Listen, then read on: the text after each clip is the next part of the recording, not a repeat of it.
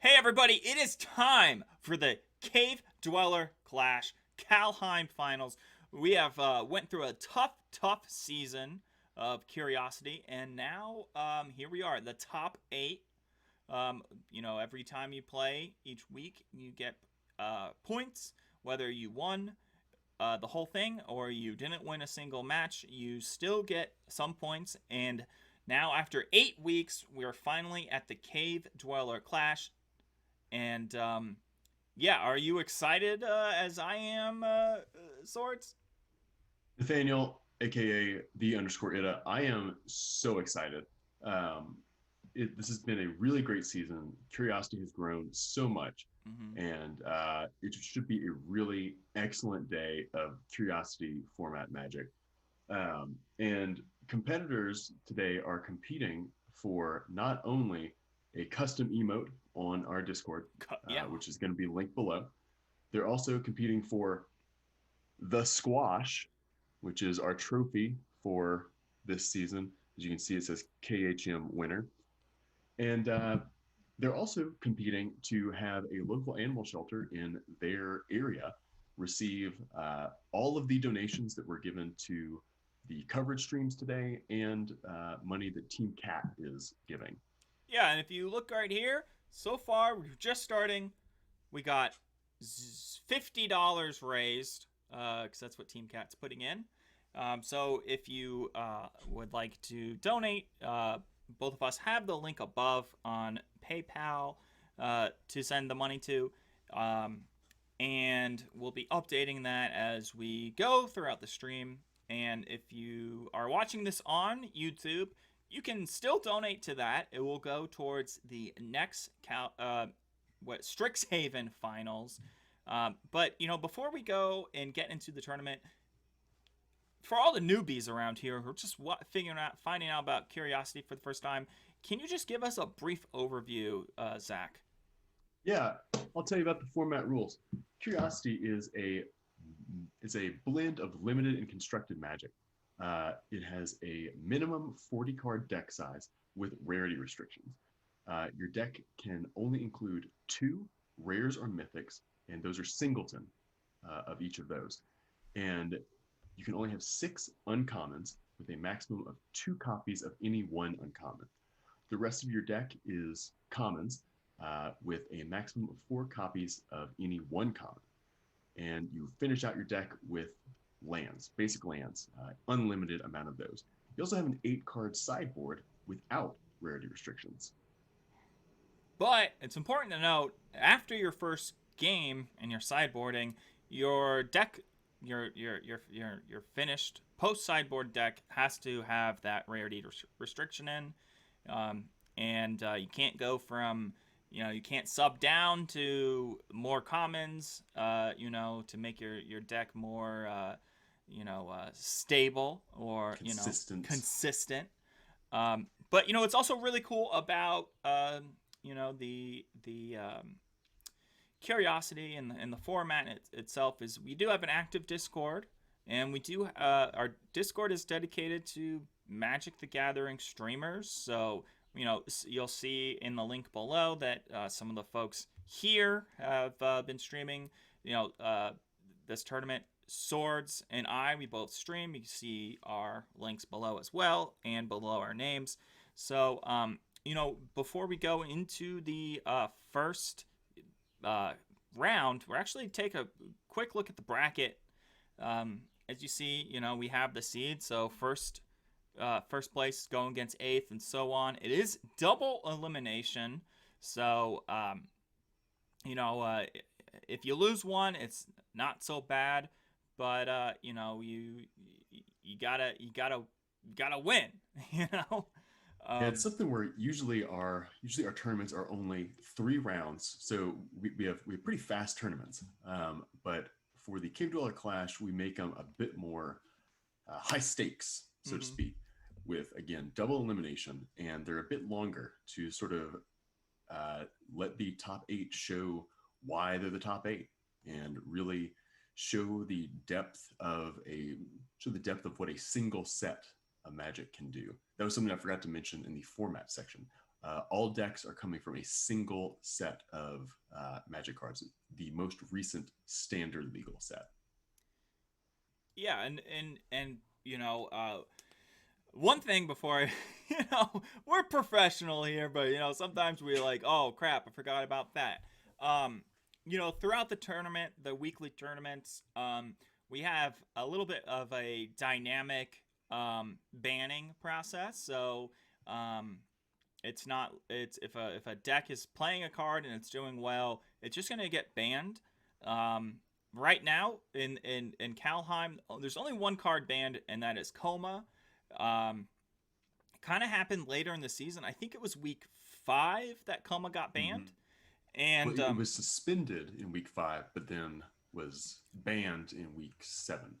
Oh, okay, yeah, that makes sense. So yeah, cards get suspended, can't be played for that rare, can't be played for a week, and then get banned if it happens.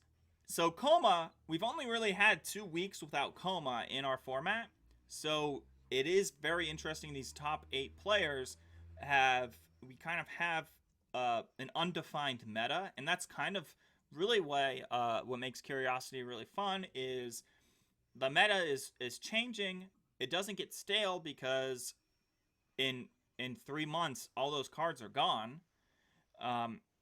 But I have one question for you, Swords, and I'm gonna stand by my my prediction. We're gonna make some predictions. We're gonna do 2 different predictions. One is gonna be obviously who we think is gonna win, and then 2 as a backup prediction because we might not guess it. What color do you think is gonna be in the winning deck? So I think that green will be the strongest base color. That was the strongest color throughout the season. And looking at the poll that we put up on Instagram, which is at CuriosityMTG on Instagram, looks like we have about 50-50. Some people are saying red, and then other folks are saying green. So I think I'm going to side with that green contingent. Honestly, I think it all depends on how the meta goes and how things fly. I honestly am unsure if green wins. It's because somebody put in 4. They put in 4 main deck snakeskin veils. Mm-hmm. I think if green goes all the way, it's in a deck that has snakeskin veil in the main board. If not, honestly, I think we're gonna see some black. I think black it will. Wow. Since you chose green, I'm choosing black. Okay.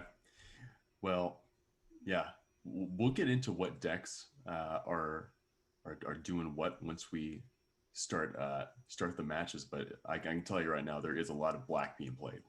Well, hey, that's good for me to bet on. Now, before we go, who do you think's gonna win?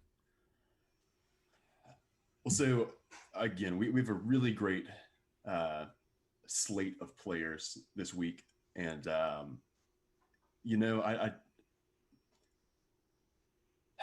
I think that let me say this: I want Joey, aka Nowtex. He streams at Nowtex _. Yeah. I kind of want him to win because he was the Zendikar winner. He was an underdog the whole season, and I think he can finally kind of come back and do it again. I think that Kang may win, though. Kang always plays aggro and is always really good. Yeah, What about you?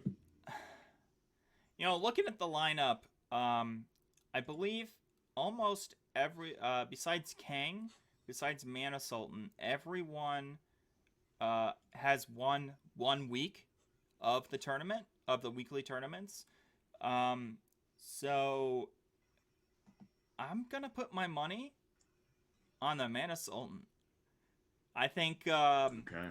I think he's probably the best player, best Magic player in the league, or in the in the open league. and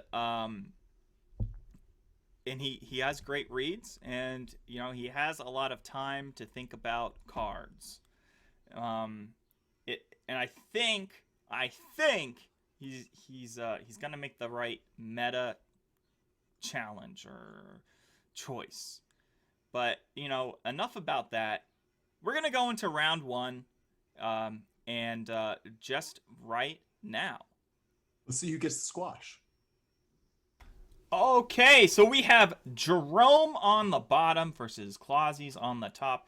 The number 1 seed versus the number 8 seed. While he's the number 8 seed, he did win last week. Yeah, Jerome came in, I think, week 7 and really made a great showing both weeks. Mm-hmm. And it looks like he's playing a very similar deck to what he won with last week. And I'm honestly not surprised. It's a blue-red Giants type build. Mm-hmm. And it has a lot of removal. It's a very control take on that deck, as we can see with the Crush the Weak and Squash in his hand. I mean, Crush the Weak is, like we kind of talked about at the beginning, it's new. It's a new part of this meta, where it can take out a lot of things. Now, that Eyesight Troll, kind of scary. Yeah, especially Clausy's building up his board here with both Sculptor of Winter and Eyesight Troll. That's going to make things rough on Jerome going into sort of mid-game here. But getting the Quakebringer down, that turns on both of those squashes. Mm-hmm. Turns on both those squashes, and Quakebringer, not really. I mean, even it's still scary on its own. Spirit coming down, that's going to evade the Crush the Weak, but not get past the squash. Yeah. I think that's Jerome's best play, to just go ahead and take out the Spirit and honestly just kind of hold. Yeah, I mean,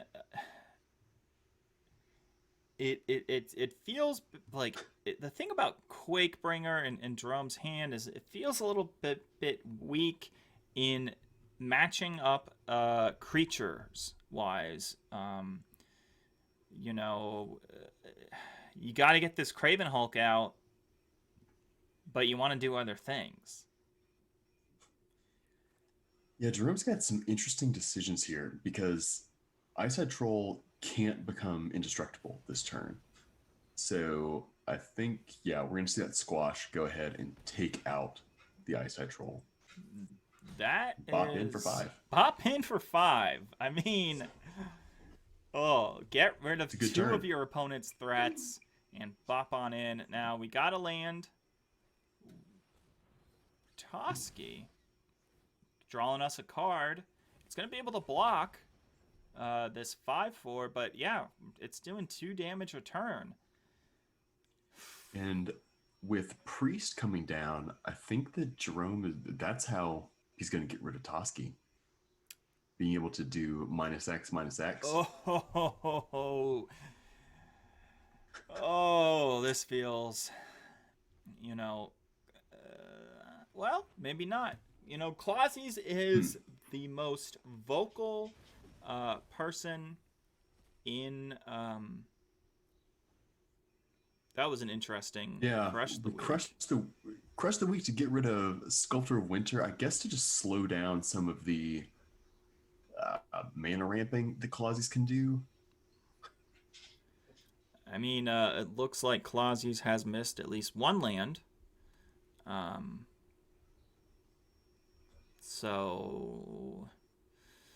But, now we're kind of at that point. Early advantage versus all card draw, I mean, all 1 card versus 6. Sorry. And we see Clausies attack in with Toski there. It seemed like there was some sort of combat trick coming, but nothing doing. Well, Toski must attack. Oh, that's true. That's true. All right, Jerome has 2 priests now, so we'll see where this goes. I mean, honestly, if I was Jerome, I'd just play both these priests out, and if your opponent, if Clausius can't get rid of them, those are two uh, things on the opposite side that can get indestructible that won't.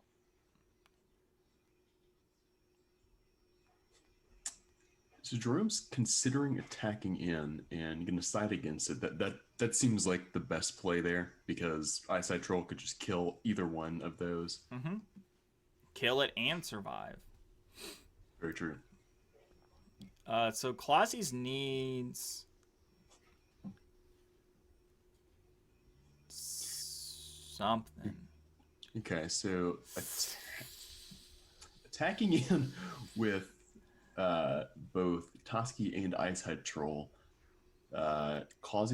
will likely buff the Eyesight Troll. We saw Jerome think about blocking with Priest. I don't think you can buff it. You need to get down 3 creatures to survive, 4 creatures to survive. Like, I don't know. I don't get this because you can't. You need the mana to play stuff, but you're gonna lose both your creatures. Yeah. Okay, so that was mainly just to draw cards. It looks like When you have nothing. Get 2 Pilfering Hawks. Okay. Oh, and an Avalanche Caller. Yeah, but this is just keeping them alive one more turn. Avalanche Caller.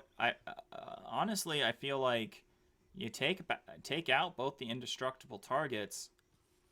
Go in. So Claus is going to go ahead and block with these Pilfering Hawks. I agree. Going ahead and using Priest to take out Toski and the Troll seems like a good plan, but Avalanche Caller is a huge threat. Yeah, I think Avalanche Caller and Ice High Troll are the right thing. We'll leave Toski out? Leave Toski because if you're just trying to get in the final bits of damage, your opponent can't. Toski has to attack, so you know that's going to be gone. Eyesight Troll can grow, so even if hypothetically next turn your opponent maybe draws 2 cards, is still on the back, but that's just how I see things. I'm not a genius. No, I think that makes sense, and I think Clausius is doing the math here about how he's going to take 2 damage from Quakebringer next turn, unless he's got something in hand to get rid of both the giants on board. So Jerome considers using Priest. He's going to go ahead and pull that on the Eyesight Troll. Well, he doesn't. Okay. I mean, and key to this is that Priest is a sorcery activation. Yes.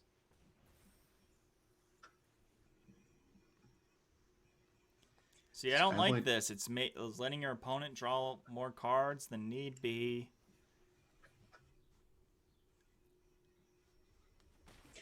This is the kind of game plan that Clausius excels at, when he can sort of let his opponent, for lack of a better term, dig their own grave and sort of eke out advantage very slowly.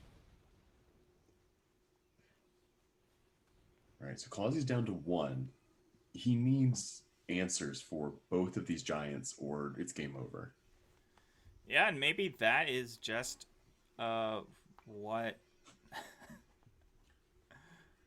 what Jerome's thinking. Maybe Jerome says, I'm going to play it super easy, super passive, because I'm doing 2 damage a turn. My opponent has a lot of cards, but my opponent needs removal. And Right. Clausius removed himself from the game entirely. I would just like to say one thing before you talk about your smart things. One player was playing green, and one player was playing black. Oh, wow. Very and true. black won, green lost. So I'm so far ahead of you in the predictions. That's true. Very true. I'm 1 game up. But neither of us said that these guys would win. Well, they're not. All right, so we see Jerome. What's he taking out here? Or has he taken anything out yet? He's taken 2 things out, but I forgot what they were. I think it was one of the squashes. Putting in a Feed the Serpent. The Dogged Pursuit is an interesting choice there. That actually would not be that bad against Clausy's deck. Looking at Clausy's sideboard, he has 1 Snakeskin Veil, 1 Masked Vandal, 2 Raven Form, 1 Bind the Monster, 2 Elven Bow, and 1 Battle Mammoth. Ugh. Honestly, thinking about Jerome's deck, the only things that would seem good to bring in are the Raven Forms. Because you can just exile the Quakebringers or whatever other giants and go that way. So we'll see what Clausy's brought in. I don't understand Clausy's choices. This thing, he's been playing control all season, switching it up and playing creature kind of aggro-y style. I think that was, he made a meta call, and well, we'll see if it works out for him. Everyone just playing tap lands and passing. Clausy's, though, 3 mana up. Oh, looks like we got Mistwalker. a Mistwalker. Not quite a Mistwalker versus Mistwalker. Jerome's hand is pretty stacked right here. 2 Demon Bolts, a Squash, and then decent creatures. That is strong. Yeah. Toski turn 4. Wow. Okay, so Clausy's off to a very strong start here. Clausy's is off to a very good start. Can't get rid of that Toski. Once again, Jerome playing a tap land for the 4th turn out of 4 turns. Oh, Mistwalker does some, but doesn't do much.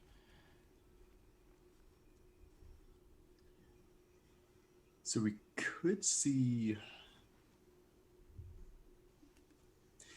So it looks like Jerome drew a Yorn, and we'll likely see that come down as the Rhyme Staff side, but I don't know. At this point, there's nothing for him to go grab. Yeah, I mean, there's nothing for him to go grab. He does have 3 snow creatures in his hand.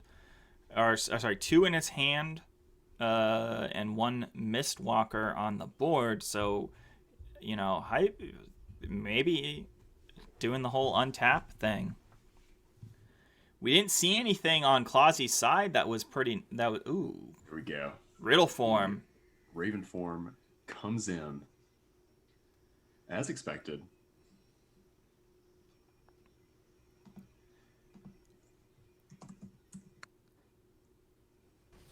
All right. Jerome says, draw 2 cards. I want to keep this Raven alive. That is kind of curious why he decided to keep the Raven up rather than just block something to reduce the card draw that Clausy's is really getting going here.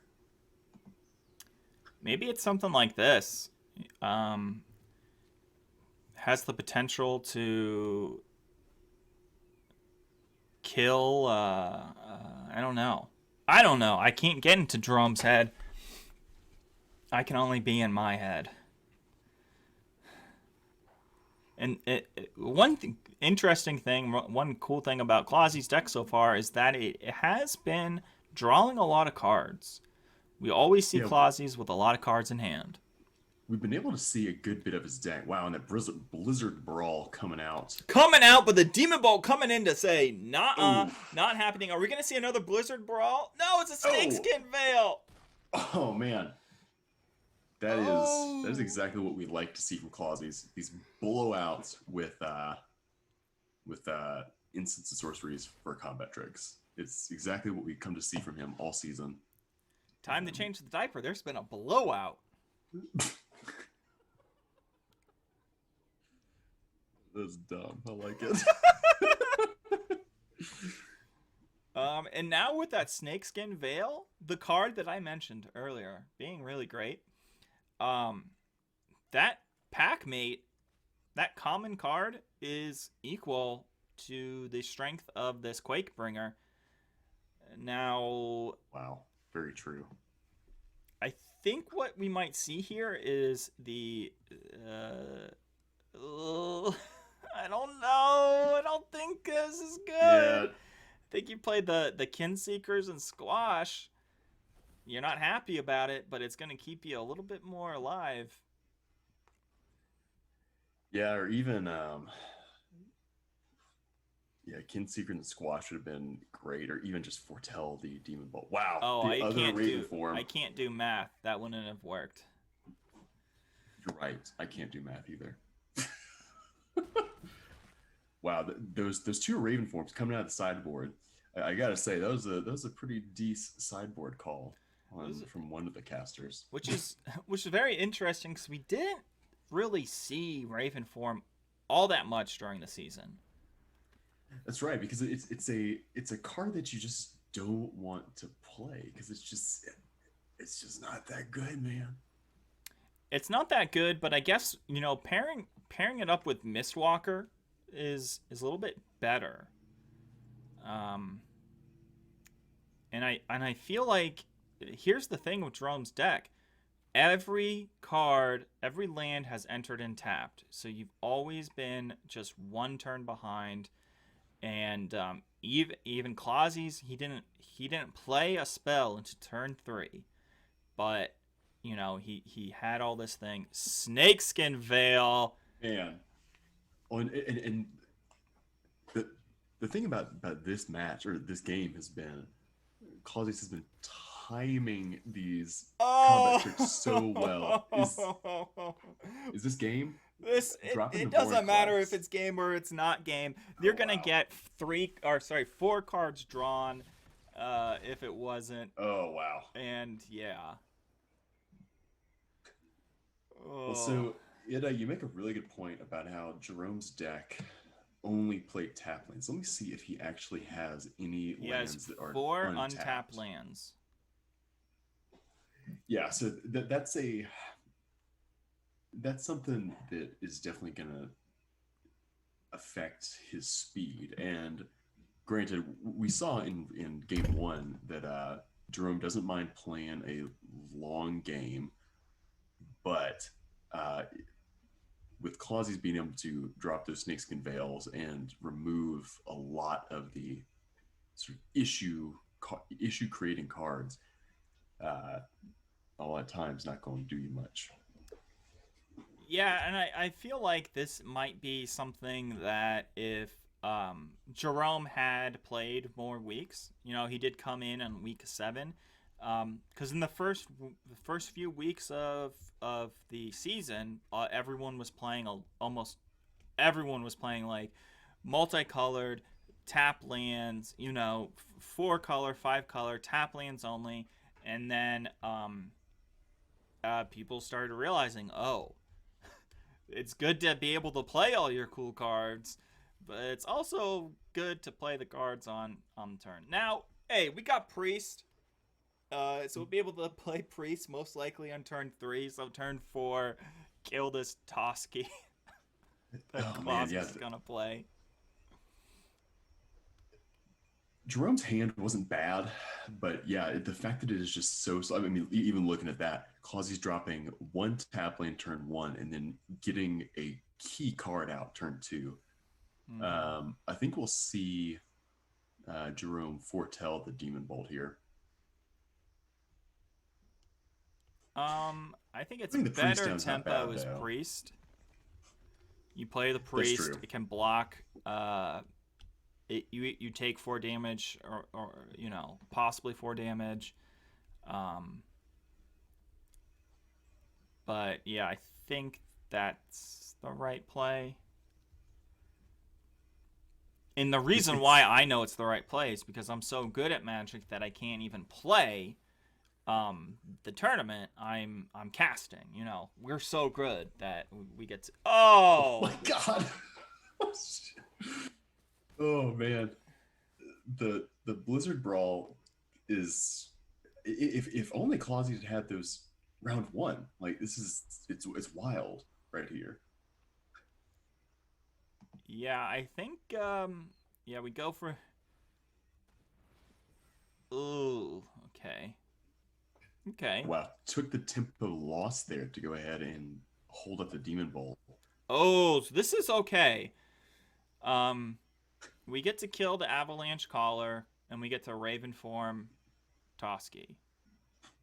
I, you're right. That's the optimal line. I don't know whether or not Jerome's going to do it though. I feel like he may take a slower approach and try to get up. I don't know. I think you you don't believe in Jerome. You at the first match it was Jerome's great, Clausi's trash. And now we're on game 3. I mean, truer words have never been spoken though. Like, no. oh, and he lets. Oh gosh.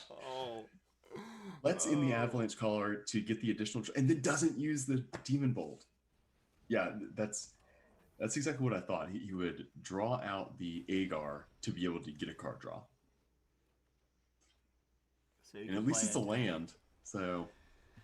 Oh, I don't know. I understand getting them draws out, but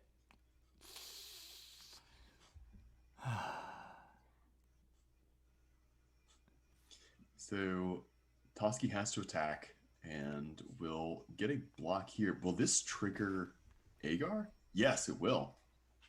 Okay. So hey, we're switching it up. Now I get to draw more cards. Here we go.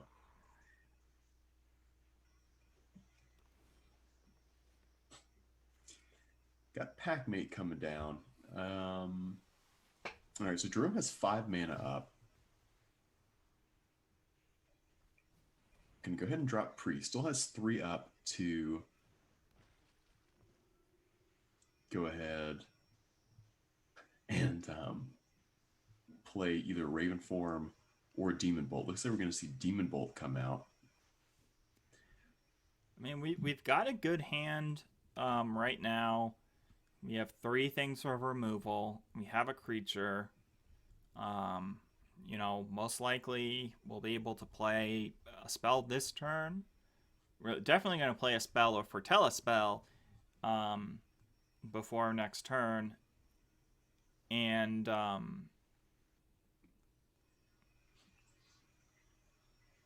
now I'm confused. Maybe just keeping the Demon Bolt because, hey... Yeah, but why not? Why not foretell? Why not go ahead and foretell it? Good question.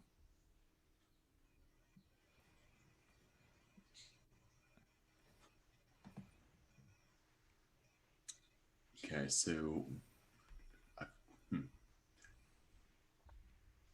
let's see.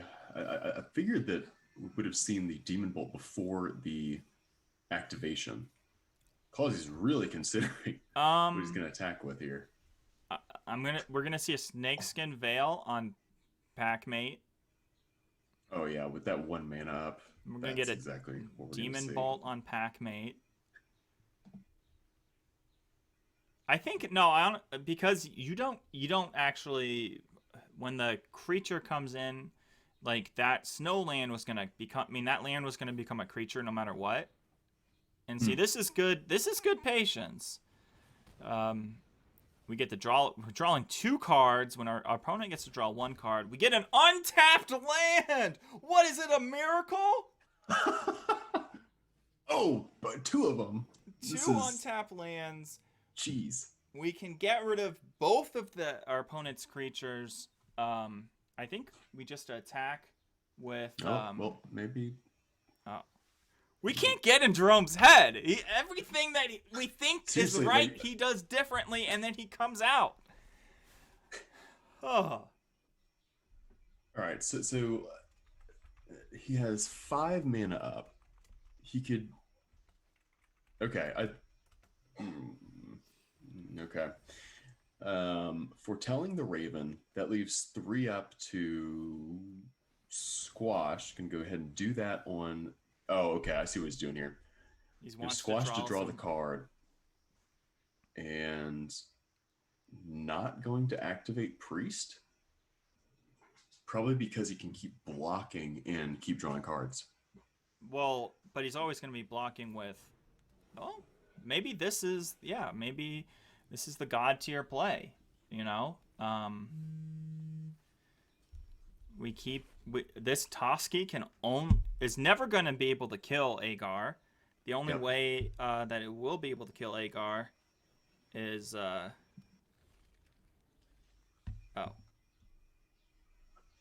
The Mistwalk coming down, but an Augury Raven to counteract that. Here's the Raven form. Considering gonna go ahead and foretell it. Lands galore in hand. Okay. Priest to take out Spirit. Are we gonna see another Priest activation? We got to. We need to have... All right. I don't know what's going on in his brain. He's playing it slow. You know, I'm fast to dash kind of guy, you know? Yeah, I mean, both of us, like, we're very much just like, go in, get it done fast. Oh, man, Blizzard Brawl to take out Agar. Jerome's got another one in hand, but still. Has another one in hand. Has Riddle form to kind of deal with it just in case, kind of thing. But, you know, Clausies is drawing cards, you know. Everyone's saw it coming. Oh, man. I feel like that is going to be a key part of Jerome's kind of late game here. If he times it right, let's see. I just don't understand what's going on. To be honest, I don't understand what's going on. Because Jerome has not attacked once. We have a 3/3 in the air. I think we're going to I think we're going to see Jerome's very first attack of this game. I think. And here is Clausies just saying if he snakes like, I got mana. If he snakeskin veiled that would be major BM. Clutch. No, that would just be BM. I don't think that you need to do this. I think at this point in the game you have enough mana to just not foretell. But, you know. Maybe here it comes. Oh!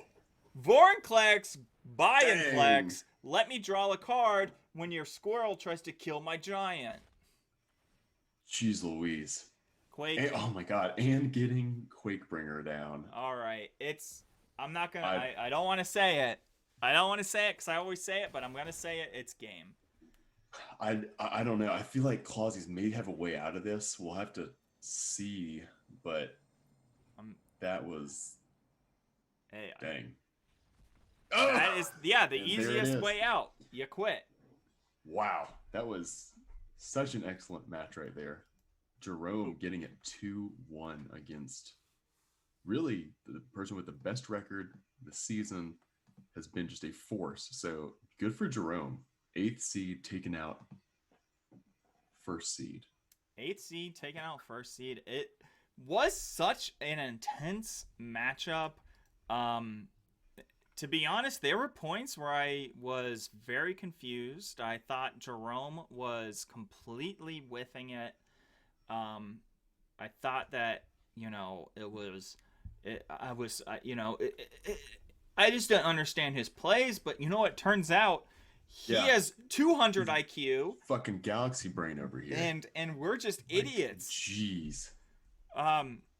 So we will what we're going to do is we're going to take a quick break. We're actually going to show a promo, and this feels bad because this is Nowtax calling out Clausies. It was Well, shot earlier this week. Well, actually, before you do that, I do have an update on, I guess, two other games, which is relevant to what you're referring to here. Mana Sultan beat Sung 2-0, and then Kang beat Nowtex in 3. So, Clausies and Nowtex both down 1 and in the losers bracket. We're still waiting on Aurel and Jason. Okay, well we'll play this vid. We'll come back with the next bracket, next game, and then until then, enjoy watching Joey Nowtex talk trash to Clausies. We're here in Nowtax's backyard. He's getting ready for the Cavedweller Clash, the best 40-card format in Magic the Gathering history. It is this Saturday at 4 o'clock Eastern Standard Time. Now, Nowtax invited me because he had some choice words for his number one opponent, Clausies. What do you want to say? Clausies, like he's been, coasting at the end of the season because, he put in a little bit of work. I'm assuming he's net decking, but he put in some work and he showed up every week, and then he got some points and he got a big head. I'm defending my title. I'm coming. I would say I'm coming for him. He's coming for me. He's in the number one spot, but guess what? Doesn't matter in the knockout tournament. The double elimination. Numbers don't matter. Numbers don't matter. And last season, when in the tournament, you crushed him, or you crushed everyone. You didn't lose a single game. Didn't even need that double elimination. How are you going to destroy Clausies? As you were saying off camera. I mean, it's going to be the two things: having a better deck and having more skill. I mean, that's it. It's simple. It's a simple strategy to get to the top, where I've been. Awesome. Well, hey, once again, thanks for inviting me back into your backyard. Curiosity Cavedweller Clash Kaldheim season ends this Saturday at 4 o'clock Eastern Standard Time. We've cut to the top 8. Nowtax and Clausies are in the top 8. That is going to be at 4 o'clock Eastern Standard Time on Saturday. You can see it on many streamers' channels. Also, you can see live coverage at twitch.tv/the_ida and twitch.tv/SwordsAndStatutes. Joey, Nowtax, Joey, whatever you want to be called. Thank you so much, and you have a great night in your alley. You too. We'll see you on Saturday, Clausies. Better luck next season, punk. Wow. Round 1 was kind of wild. I don't know if you can take a peek. Now, one big thing is the lower seeded players beat all of the higher seeded players in each game. What was that? It was a big ol' upset. That's what it is. Especially the match we just watched, which was Clausies and Jerome. Really interesting match there. But yeah, everyone that was lower seed won, and even some of these more closer matches like the Aurel and Jason, or even the Sung and Mana Sultan, everyone who was lower ended up getting it. But again, with this pool of players, everyone is very evenly matched. So I think we got a good couple more rounds. We definitely have the most experienced players in Magic the Gathering history playing. Ever. So the biggest minds in Magic playing. And if you hear that and you say, "Oh wow, that's scary. I shouldn't play this." It's okay.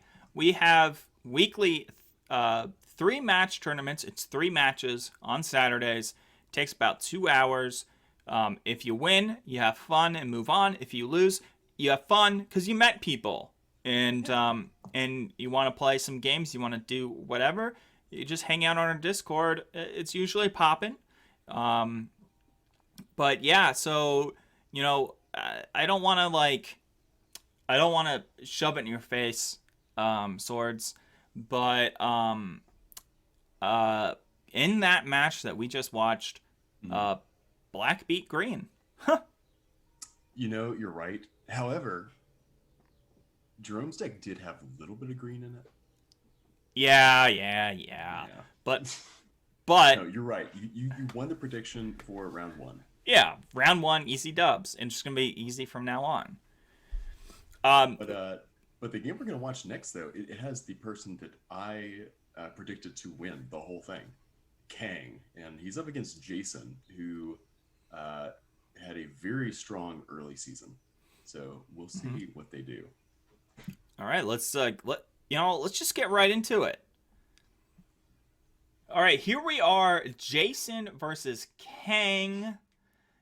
We had a little bit. We got into the match just a second late. Now, Jason has already taken 2 mulligans on his first 2 hands. No, he had 1 land. He's on 3. Oh no. Sorry. Yeah, sorry. Arena sometimes confuses me. That's the sad thing, though. The hand that he has right now was the best hand he could have. So. And we have Jason on bottom and Kang on top. Kang is who you predicted to win this tournament. That's true. And Kang's deck, he has a great name for it. It is, let me see, I think it was 14 lands and 14 1-drops. So Kang is running an extremely fast deck. Whereas Jason's build is much more kind of going to grind you out, going to be that blue-black thing and make things work as they do. And, mulling to 5 and seeing what your opponent has, seeing that, what you have in your hand is not going to pop off anytime soon. It looks like we're going to see Jason have the same issue that Jerome had last round, where a lot of his lands are tap lands. Granted, Jason's deck has a few more untapped lands than Jerome's, but even right here, Jason is already he had a rough starting hand, and then getting that tap land turn 3 just makes it hard. And especially with Kang dropping a Clarion Spirit, and oh my gosh, you're just going to town with these double spell triggers. Double spell, and Kang saying, "I'm going to attack with everything right off the bat." That was not a land. Are you gonna play the Rim Staff? You don't do that. I think Jason's best move here is to play Yorn front side. That way he can regenerate or effectively get double lands. Yeah. But if it survives, he doesn't have good attacks. So you have to attack with Yorn to make it untap things. And I think that's okay. We see Priest activate and get rid of the flyer, or one of the flyer. The fact that Clarion Spirit is going to be pumping out flyers is just going to make Jason's day quite rough. It's not going to be a good time in Jason's life.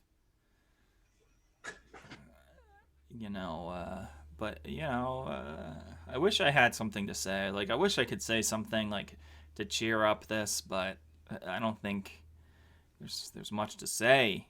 Your opponent has a big old board. Well, maybe we can hope that our opponent times out.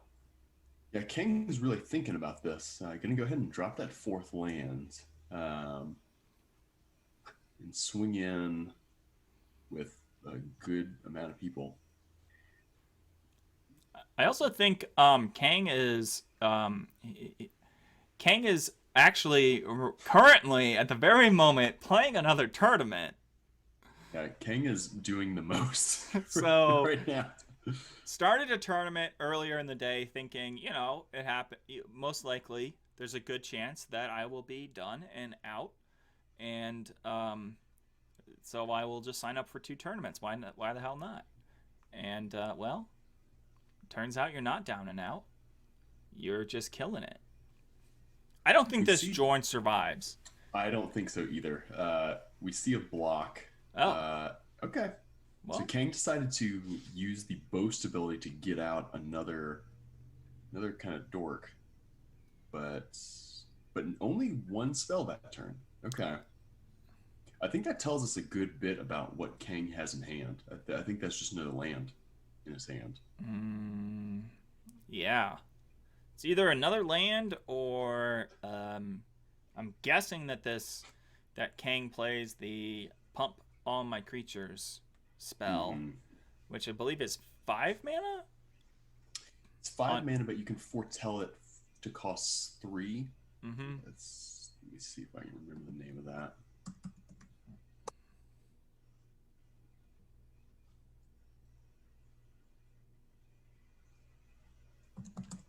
See Kang going over the top here. Again, still stuck on 4 lands, so only bopping in for 2.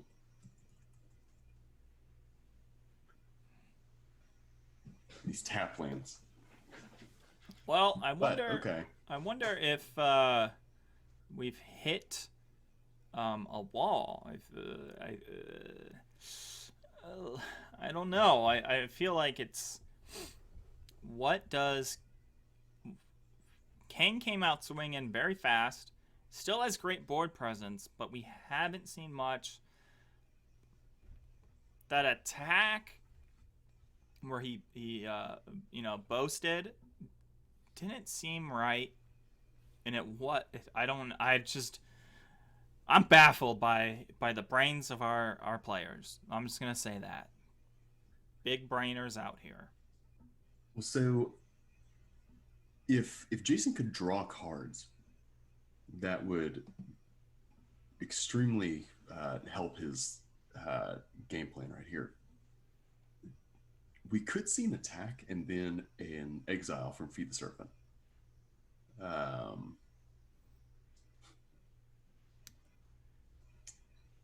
man, I don't know. Well, I mean, attacking would be great. You're not going to do 20 damage, and we have 9 on board or 8 on board. Yeah, 8 on board, which is also equal to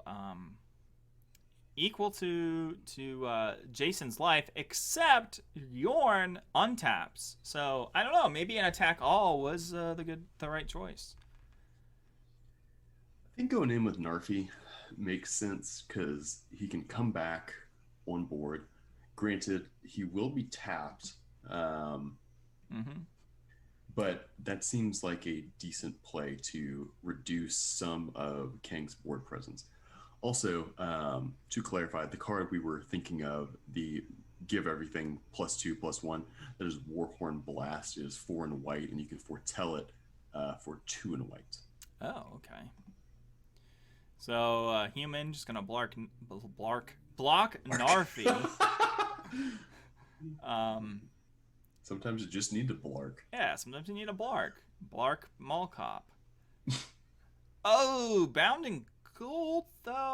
Oh. It can't attack. It can't do anything. All you can do is cry.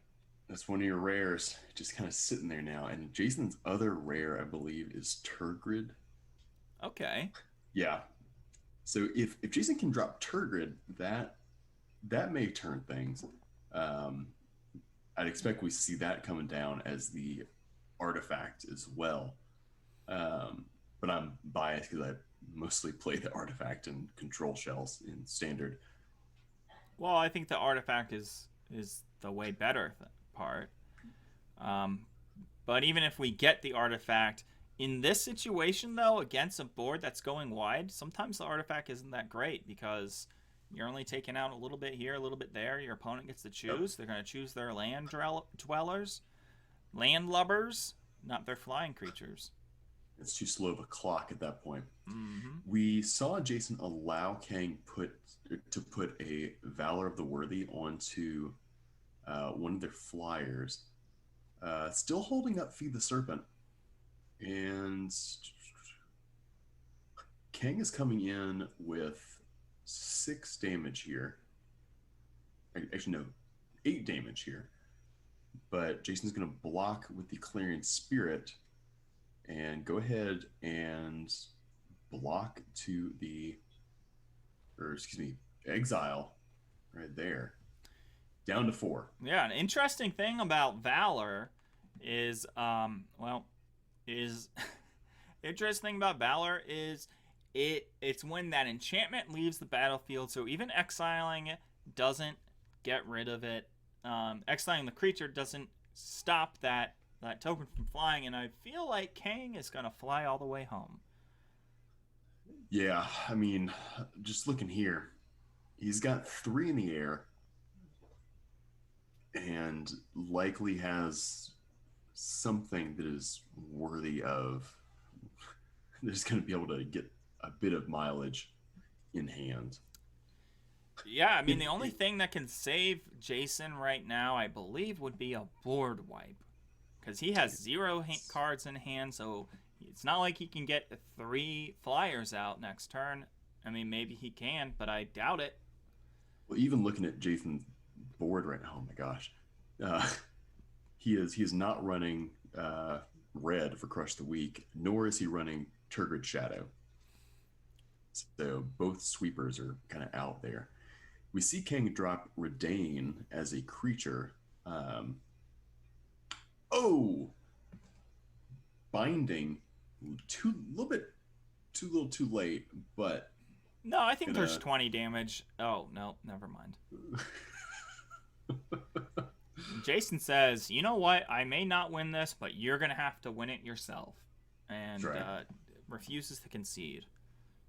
We do have Blood on the Snow in his sideboard, but what rare? Oh, easy. I'm going to take out Turgid. I'm going to keep him Blood in the Shadow. Honestly, I feel like Yorn is the right one to get rid of because Yorn is slower and bad against going wide. Well, I think most of Jason's plan is to get out Rhyme Staff and then recur the Priest. We have seen that in during the season as people doing that. Not a bad idea, but hey, we say I don't need 4 of these. Oh, I can go to 2. I think we'll see the what else came in,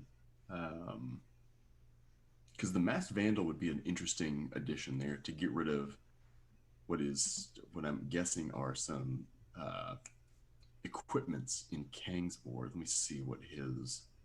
So Kang's sideboard, we got 2 Warhorn Blast, that buff spell, 1 Bound in Gold, 2 Invoke the Divine, 2 Batter Shield Warrior, and 1 Provoke the Trolls. So Provoke the Trolls is red. Everything else is white. So I guess he's making treasure. I mean, All right, we'll see. Jason's hand's better this turn, though, or this round. I believe the Provoke the Trolls. I think there was something with his deck list that he mentioned in chat, so. Yeah, I think he was needing 1 additional uncommon. Because commons are the hardest thing to get somehow on Arena. That's right. So Jason says, I'm going to play Taplian. I don't want to put out my Avalanche Collar to get it removed because we all know how that happens. We got Blood in the Snow in hand. We have 2 swamps already, so that could, maybe Jason says, all right, I'll try to stay alive. You'll do a lot of damage. I'll wipe your board, and then you can wipe my ass when I beat you. Do we see Mistcaller or Mistwalker come out here just to sort of I think that the Ice Hide Troll. Oh, I would say the Ice Hide Troll would be the better one. Not keen on this play, but can't be in the head of Jason. Maybe he's thinking big brains, and I'm thinking tiny brains. Ooh, Sword of the Realms dropping in, and a Valor of the Worthy. That bird is going to be a must kill. Jason just getting these tap lands though. Like we talked about, tap after tap after tap.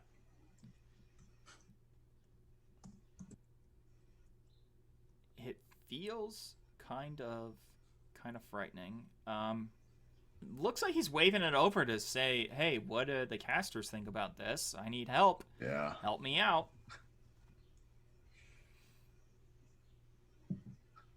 Okay. So Jason was doing big brain play there because it was a goal of get it down and then take something out, rather than just block and just kind of wait for something to happen. Yeah. But Bounding Gold says, I have something to happen, and is you hitting the floor. Jason gets another land. He's one away from Blood on the Snow. One away, but I believe he only is playing 5 untapped lands. I didn't really pay super attention to his sideboard. I just saw that there are a lot of tap lands, so the likelihood... See, this is where you want to play Binding. You want to play Binding, you want to get your lands out. You play a creature. Exactly. Oh my god! These players! They're just messing with my mind. Binding goes in and oh man. Also because Blood on the Snow is going to destroy your creatures as well because it is not a one-sided wipe. Yes. That one-sided wipe. And now Blood in the Snow is an 8-sided wipe. Yep. So Blood in the Snow seems to be going bye-bye. All your lands are entered in tap. So, hey, at least it doesn't matter. Your lands are going to be tapped. Mm-hmm. Oh, my gosh. Yeah, because Redain. Mm-hmm. And this... Okay. Do we see... Oh, my gosh. Binding costs more because of Redain, too, because it's 4 greater. Oh, my gosh. Yes. So I think we see Priest come down in order to get rid of Redain. I mean, actually, probably. That's true, but you'll be taking what, 3, 4, 5, 6, 7, 8, 9, 10 damage. So with this, you kind of help out a little bit. Is Jason just dead on board? Dead on. So what has to happen is Priest has to survive. Priest has to survive, and we have to get an untapped land to stay in the game. If we don't get an untapped land, and if Priest dies, we're dead. So Sword of the Realms is also in play. So, and that adds totally forgot about that. 2. Yeah. All right, so we see that go onto Redain. Mm-hmm. So now we have 8 in the air. We're still alive. Barely. But like I said, 8. Jason has 1 life left after this attack. 1 untapped land, and you're good. Everyone returns. Okay, here it is. Well, that's like even if it was an untapped land. No, untapped land. You priest and you kill Redain. Oh, okay. I see what you're saying. I think we do still see priest kill Redain here, but I mean. Yeah, you can kill Redain. 4 in the air. Yeah. Wow. This is. I mean, hey, you chose Kang. You said Kang's great. I did. You were like, Kang or one of my really good friends Do I want Kang to win? Or do I want one of my really good in real life friends who I've been through the thick of everything with, and you said, this stranger's cool. Exactly. I'm like, I don't know. I only lived with Jason for like 2 years and traveled the world with him, and he was a groomsman at my wedding. Yeah. But I'll take Kang. Kang's got it. Kang is just saying, I want to play all my cards. I have 4 lands. Wow. 4 lands. Jeez. I mean, I'm not gonna say that was hard to watch. Yep. But it was a great display of what aggro can be within Kaldheim Curiosity, but just Curiosity in general. I think. Yeah, and I mean 2-0ing.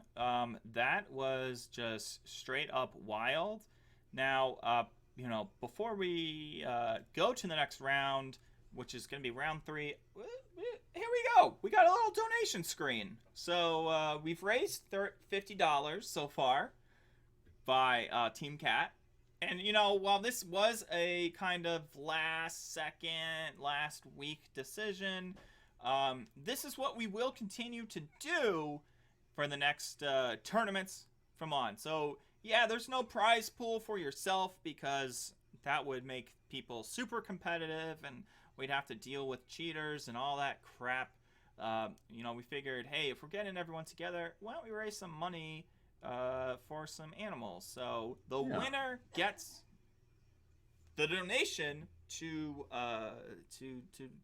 shelter in their area. Yeah, and again, we have international players here, so it could be something where if someone, I think our international player in this tournament is Arl. Yeah. So if Arl ends up winning, we might be sending some funds to a British shelter. Yeah, I think we send those. So those cats and dogs would eat biscuits, rather than cookies. Rather than cookies, they go on a lift and not an elevator. They drive a lorry and not a truck. They use a really good system of measurement for almost everything instead of a system of measurement that's very confusing and makes no sense. Oh, sorry, you can't say anything. Moving on. Swords is not allowed to, due to Swords' job, cannot give an opinion. I can't give opinions about measurement systems or anything that a government would have to decide. Yeah. And so if you donate with our donation link on today's stream, it will go towards bumping that up. And you know what? If at the end of this stream, end of this thing, it's still $50, I don't care. I'm just happy to have fun and hang out with my good friends, Zach. Yeah, my great friend, Zach. Swords and Statutes. So we'll be right back with the updated bracket. And if you're on YouTube, it will be 1 second. If you're watching live on Twitch, which is _ida on Twitch, or Swords and Statutes on Twitch, you will watch the behind the scenes thing. So if you like behind the scenes stuff, watch live. You can see us mess up. Yeah. Wow, round 2, really, another crazy match. King taking out Jason, easy dubs. Easy dubs. Easy dubs. It was a great match to watch, and it looks like number 1 and number 2 seeds, Clausies and Nowtex are gone. Wow, that's right. They are the number 1 and number 2. But and that's the thing. Nowtex have been talking so much trash about Clausies before the tournament started that now that they're both gone, it's like the whole thing's open. I guess there's no reason to even continue, right? Yeah. Well, just pack it up. It was good. Thanks for coming out. The thing is, though, As you can see in the winners bracket, we got Mana Sultan versus Kang. And if you recall, I had predicted Kang to win, and you predicted Mana Sultan to win. That is true. And so far, I've been right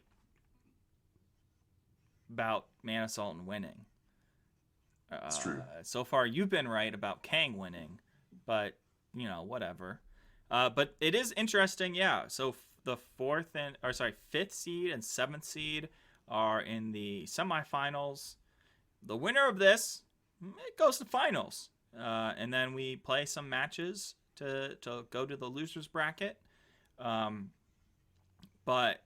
I mean, it is. We've only watched 2 matches, and I have lost all my hair. It has been very stressful, very exciting, and you know, we're gonna go right in. Let's see who's gonna win this match and be chilling in finals for a few minutes. All right, here we are, round 3, the semifinals of the winners bracket. We have Sultan on bottom, Kang on top. Now, before we get into this no land handy that Sultan's looking at, I predicted Sultan to win. You predicted Kang to win. You know, this is where the miles meets the road. The cat fluff meets the cuddles. The lint roller. The lint roller. And this isn't looking too terrible as a mulligan, but you know, Mana Sultan has the biggest brain, the thinkiest think cap, and he's gonna mold us over. I think he keeps this and just drops the chasm. Get that chasm out of here. That's right. You don't need no chasm. He's got brains deep as chasms. Deep as chasms. But he says, hell with that. Okay. I've got a slow ass hand. I'll keep them tapties. And hopefully we won't see hopefully we won't see the same fate befall Mana Sultan as we did our past 2 games, where these tap lands slow things down. But drawing that Starnheim Courser is going to help him out a good bit here. Jeez. Yeah, especially since you know, the opponent here plays a lot of flyers.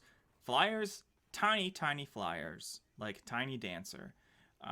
Not being able to get in a lot of tiny flyers, but not big ones.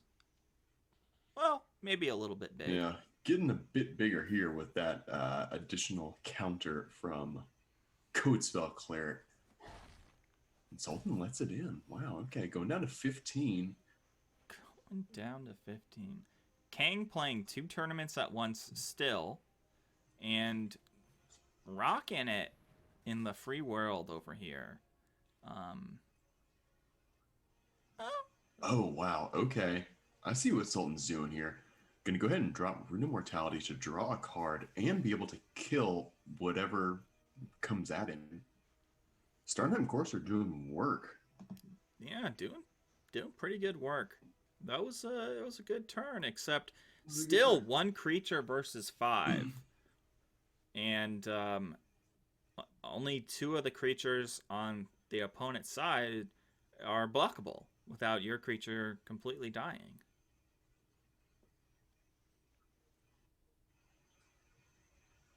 Let's see though. Oh, actually, Mana Sultan can survive any of those hits because of the shield, because that reduces all damage by 1. Oh. I was thinking that it did something different because I am a ultimate pro at knowing things. Oh no. We are getting up to 4 lands here, which is, oh wow, Bound in Gold. That hurts. Bound in Gold hurts a lot, and we kind of saw that in the previous game. Opponent uh, you know, Kang using Bound in Gold and keeping his opponent down to, you know, little amount of creatures.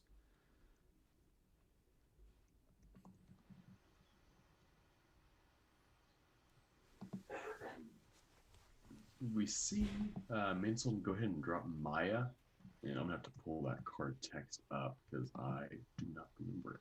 Whenever you play a land, it does something cool. And this is the exciting thing about Curiosity. These cards that you don't see in tournaments and you know, a bunch, they're played here because they do good. Just due to the rarity restrictions, they're going to be played. That's why we have our card looker upper Swords checking it out. Yeah, so again, Maja, Brede Guard Protector is other creatures you control get +1/+1, and whenever a land enters the battlefield under your control, create a 1/1 human warrior creature token. Oh, that's just perfect with our lands that he doesn't have. Dang. Oh. Minnesota has options here, though. Could go ahead and drop the Clarion Spirit and double spell with Bound in Gold, maybe? I mean, I honestly feel like it's a Bound in Gold play, but you know, I guess maybe we are doing some big braining and saying, "Hammer at me, bruv." I think that Mana Sultan is following the code of Hammurabi and gonna take all of King's life for taking his life. Okay. Stretch. Oh, no. I totally understood and got it completely. I knew this was going to happen. The equip onto the Battlefield Raptor is what I was afraid of. This is something you got. Bless you. Excuse me. I'm sorry, Leroy, for waking you up. We see Esika's chariot coming down, and then followed by a Bound in Gold onto the Battlefield Raptor to stem the bleeding from Mana Sultan here. Yeah, and that's one kind of board here is looking pretty good. Yeah, and that is one kind of a bummer from using Bound in Gold on the Courser, is that its static ability is still going to hang out. And so that's why we were able to play the Chariot and Bound in Gold on the same turn with 5 mana. Yeah, Minnesota has been stuck on 5 lands for 2 or 3 turns now. Yeah, stuck on 5 lands, but I think we're probably in a decent spot for the rest of eternity. I'm sorry that I'm boring you. No, you yawned, and then I'm starting. So we see Sword of the Realms attached to one of these spirit tokens, and maybe Sultan's gonna block here. I think he doesn't want to block because we want to be able to make more spirits attacking with the Chariot. Chariot's going to take out at least 2 creatures, which I feel like is a fair... Oof. Feel like it's a fair trade. Well, hey, when in Rome. And this doesn't cost 6 mana because we got the Starheim Courser still out there. Wow. Yeah. The additional cost from Redain is being halved by the Courser. So again, Mana Sultan doing those big brain plays with his deck building. Now, Binding the Old God's going to take out Redain, And are we going to see an attack here? Looks like it. I actually wasn't a fan of that. I think that the better choice was to crew Ezekiel's chariot, or Ezekiel. I can never remember it. It's like Esika. Well, you crew it, and then you put the gold span on, because he's not gonna block with his rare, because it will die, and that forces a little bit more unsavory blocks. Whereas a 5/5, you're going to remove 2 things. Maybe a 6/6, you could possibly remove 3 things. That's true. Well, maybe you And are again, removing 3 things regardless. Now Kang's doing the math here because the shield Valkyra, or whatever it's called, is going to make this block really rough. I think that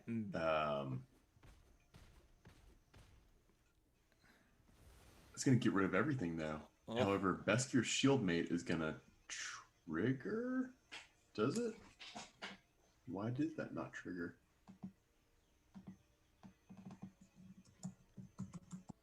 Well, I think it creates. We are waiting on. There's a stop on the other side of the board. Yeah, because Beskir's Shieldmate reads, when it dies, create a 1/1 human warrior creature token. So it looks like Kang is going through priority here. Yeah, and that's unfortunately for Kang, that is the downfall of playing 2 games at once. Being in 2 different tournaments at once. One, I guess he's playing a Jund Food mirror match, and just hard to play. It's a hard deck to pilot. Yeah. I think Kang just doesn't care about getting the squash. That's the real issue. I mean, it's a damn shame. Well, here we go. Priority's done, and I mean the timer's up, so those 2 things come into effect. It's Kang's turn, and while we wait for Kang to get back into the game, let's talk about cats. Here's a cat. It's Leroy. Wow, that's such a good cat. Look at this He's cute such cat. a pretty boy. And we're back in the game. Forget you, cat. Going in with our flyer. We're gonna play our oh no, never mind. Okay. This reads almost like Kang is getting desperate. Yeah. And I'm wondering what is in hand. I'm guessing it is a concede button is in hand, and I wonder if we'll see it. And it's also going to hard cast the Packmate. Draw a card. Keeping up 1 white because, hey, I know I'm going to draw that. That is excellent right there. That is, 20 life. It's going to go quick, especially when Kang's attacks are just, most of them are not going to do anything. No damage. And you can see the vastness of this board. Just 1, 2, 3, 4, 5, 6, 7, 8, 9, 10 creatures. That's a good game. On Mana Sultan's side. Mana Sultan helping me out win my prediction of who's going to win the tournament by beating Kang in the first game. But hey, it's best of 3, so anything can happen. Mana Sultan's sideboard here is quite interesting. We have the 2 Beskir Shieldmates, could possibly see them coming in to just, again, gum up the board. But the Starnheim Unleashed, what rare would come out here? Because Redain works really well against a Redain mirror. And Asika's Chariot was an excellent finisher. I feel like this is where you make the call of, hey, I ain't gonna take out my rares. You know, you don't have to sideboard. That's right. If it ain't broke. All right. We see a snakeskin veil come in. In thinking about Kang's sideboard, we have 2 Warhorn Blast, 1 Bound in Gold, 2 Invoke the Divine, 1 Batter Shield Warrior, and 1 Provoke the Trolls. We could see the Blast come in as both a way to push through damage, but even potentially maybe Invoke the Divine, because that can destroy artifacts, and that was what really caused that loss. I am not ignoring you. We have Clausies in chat, ultimate loser, but is asking me, what is the PayPal for the donos? And I'm like, that's a good question. So let me think about it. Oh, the PayPal for the donos, it is paypal.me/curiositymtg. paypal.me/curiositymtg. And it doesn't make an alert on the the face of Twitch. So but the alert goes right to your heart when you think of all those all those animals that are getting helped. We are not giving it to a chicken farm to be eaten. It looks like Kang is still working on his Jund Food match. Kang's in the tank. And hardcore in the tank over here.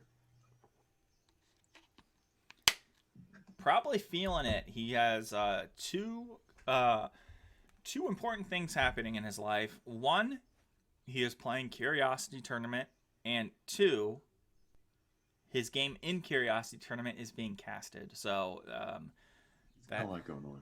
There's a lot going on, and here it is: 2 tap lands being kept by Mana Sultan and a mulligan on Kang's side. Mana Sultan's lands here are not quite what he might want either, because he needs a white and only has the green and black. So not the best. Hey, there's a green, and we can put out a pickaxe that does nothing.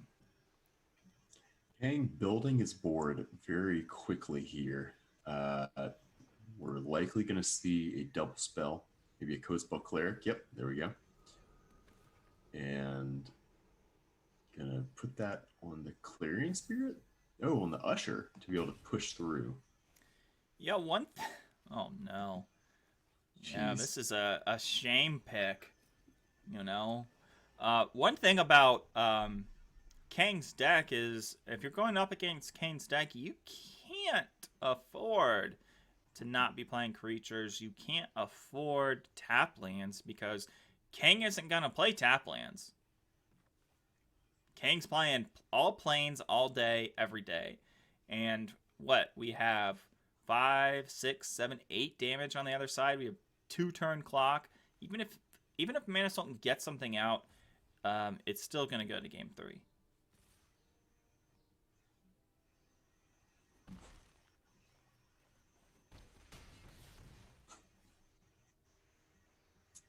Man, down to 5 life. And it's sort of the realms. Oh, and granted, Kang is only on 2 lands, which is the amazing thing. Yeah, Mana Sultan got mana screwed. I like what you did there. You inserted power tool equipment into it. That's right. Yeah. It's like a drill.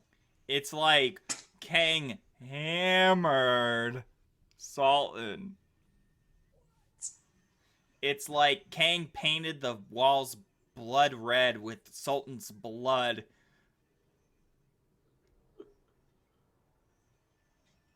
We see Sultan really contemplating what's he going to do here. It looks like he took out a Horizon Seeker, which would have really helped him last game. It's like Kang used his cement skills to make a tombstone for Sultan. Yeah, so yeah, it's very interesting. Hopefully he gets the lands that he needs this time. It's kind of an issue playing a 3-color deck versus a 1-color, I'm gonna hit you in the face as fast as I can deck. Anselm's on the play though, and I think he keeps this hand. On the play with planes. I mean, you got your Story Seeker, you got your pack mates that you can foretell. You got hope. He's got plays, and that's what he didn't have last round or last game. Mm-hmm. So, heck, even Shepherd of the Cosmos may come in handy because that can get back Story Seeker and build up a life buffer. Mm-hmm. A life that's worth living. Ooh, playing the new Story Seeker instead of the old Story Seeker. What are your thoughts on that?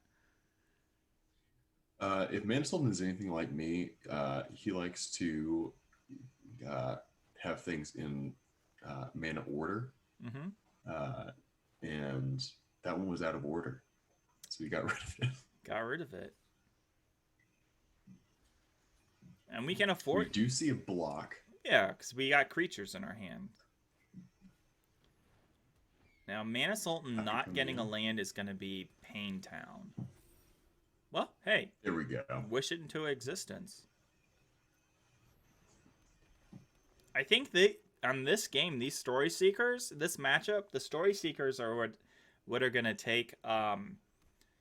Give Mana Sultan the time that he needs to get across. He can attack with the Story Seekers because we know Battlefield Rapper is going to attack. Any turn that Kang is not attacking is a good turn for Sultan. That's right. And it's something where if Sultan can get down the shield again, that will just totally slow down any advance from Kang. We are going to see a block again. Mm-hmm. I'm guessing Sultan is wanting to be able to get back something with Shepherd, but drawing the shield mate is not what you want to see. Yeah, we're kind of in this area where we need lands. Pretty much any land would help. We have to foretell. Like, there's no other thing. We have to foretell. I don't know whether or not that was the right move. I feel like dropping Shieldmate would have been stronger because it would have been something to slow things down a bit. Maybe if you drop the Shieldmate, you're just gonna you're just protecting yourself from 2 life each turn. That's true.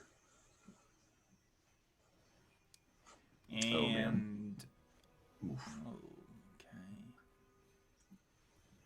Packmate coming down, drawing a card.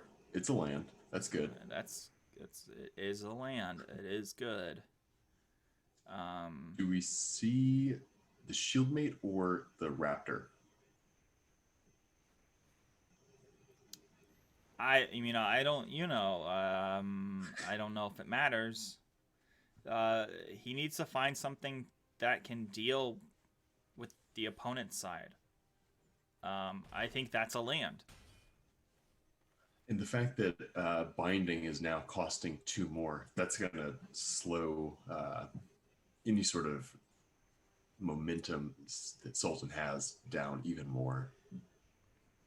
Yeah, the Redana, God of the Worthy.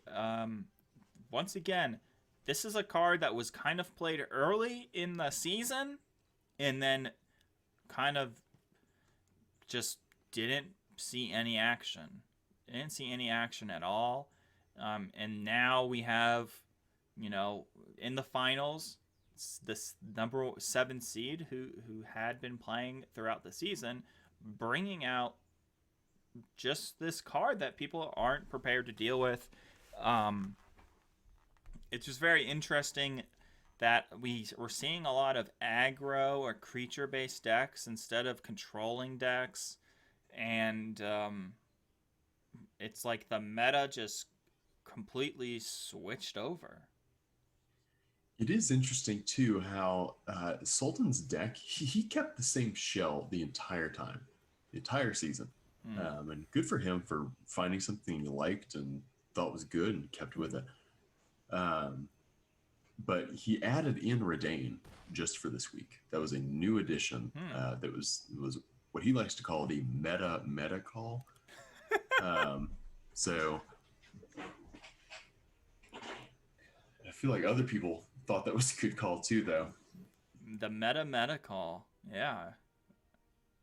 I definitely like that. So, I mean, regardless what we see, I mean, it's kind of interesting. We have an aggro deck versus I would say like this is actually more of like a mid-range deck.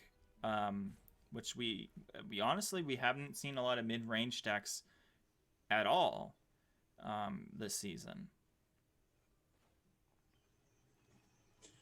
Bounding Gold, look at that. Holding up the veil, saying, no veil, no way. See you tomorrow. Now we're in a better spot. Yeah, being able to block 2 of those damage is going to be quite helpful. Ooh, and the Starnheim Courser will negate some of this cost increase from Redain, but Shepherd comes down and pulls back the Story Seeker. Yep. Realizing that I think that Sultan is in the driving seat now, with the Shepherd of the Cosmos being able to kill anything on the other side, and this Story Seeker is going to be able to gain, at minimum, 2 life. Now, we do know that we're going to see some, we know that we are going to see some Bounding Golds, but, you know, until then, we have time. Basically, Mana Sultan is building up this whole match, or this whole game in this match has been building buffering time. The more time he buffers, the better position he's in to just churn out a win. And I think you're right, though, that, oh man, getting lands is exactly what Sultan needs. And again, just getting that Raptor is not where he's won. Kang's use of Youthful Valkyrie, that's a card that we haven't seen much. But I like the plan there, because that is going to create another flyer to go up the board. And this is a really interesting block from Kang. He sided against it, though, and let in the damage. He saw what you were talking about, and he said, Now, there's a land. Wrong color, though. No, it's the right color, because it's saying, I'm so confident because I have Snakeskin Veil. That's what I'm saying. He's showing confidence with the Snakeskin Veil. Although this Battlefield Raptor is now too big to handle, no good attacks. We're one swamp away from doing the Binding of the Old Gods. Yeah, Sultan's has had Binding in hand for a while now. Did the auto tapper? No. Okay, Sultan's doing Galaxy Brain plays here by keeping up the 1 green mana. Yeah. I have never seen a bigger brain than Sultan's. I can't wait for him to die and we can dissect it. But, yeah. It's just so great over here. Now, like we've been talking about, Sultan, while he doesn't have a swamp, he's been building up time. And the more time he builds, we might have a play where Kang can get, like, at this point, double creatures to make one flyer. It's not good enough. Yeah, the fact that both players are sort of stalling, that is not what Kang's deck wants to do. It wants to be able to push through, go fast, And Mana Sultan has put them in a position where that just can't really happen. They got bad blocks across the board. But another youthful Valkyrie coming in may change that because that other one's going to grow. Yeah, but also look at this. We have okay. Wow, things are okay. Oh, never mind. Things are changing up. But the thing is, Sultan has full control on. Sultan is lying through the skins of his teeth and the words of his butts. He is just. He's going to take this damage, and it's going to look bad. Taking this damage is not the worst thing, though, because he can attack with Story Seeker next turn and gain back half of it.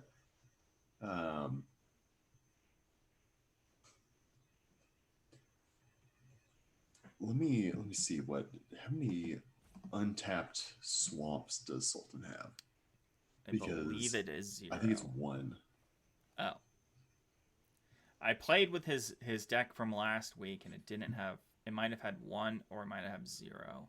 He has 1 swamp, and then 4 tapped black sources. Okay. And the tapped black sources would not be the best right here. But he does have a pickaxe, correct? Yes, that's true. He has the gold vein pickaxe. He does wouldn't have enough mana to play it, equip it, and binding. Oh, well, hey. Okay, there we go. Sometimes you pray to God and God answers you. We see the raptor coming in. It looks like next turn we're going to see binding come down. I don't really know what Sultan would target, though, because Redain's a big issue. The Battlefield Raptor is another big issue, but that's going to create a spirit token. And both of these youthful Valkyries are nothing to sniff at. No, I think you bind the Raptor. You have the most amount of mana in the entire history of mana to deal with it, you know? So right now, having drawn Redain, we'll have to see what Mana Sultan does here, because I don't know whether or not playing Redain is the best choice. I feel like doing the shield is going to be much more effective. That's what screwed over Kang in the last game. It just sort of nullified a lot of the cards that were on the field for him. Mm-hmm. It looks like Sultan's setting up for that, trying to get more mana on the field. That way he can get to that 5 and a white. Okay.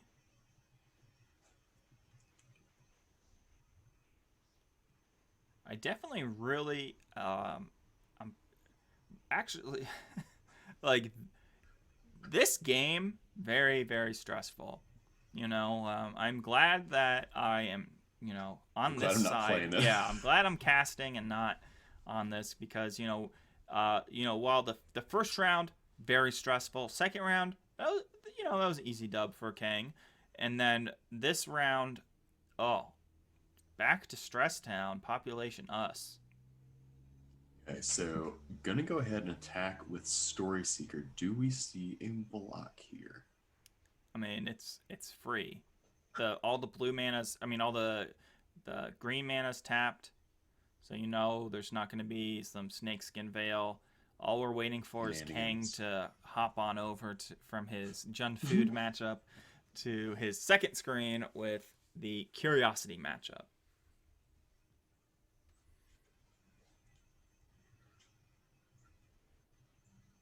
Taking out the Story Seeker with either the Valkyrie or Redain is going to be a pretty good play for Kang there. Part of me wonders whether or not Kang sees that they may have a win already in store, just on board.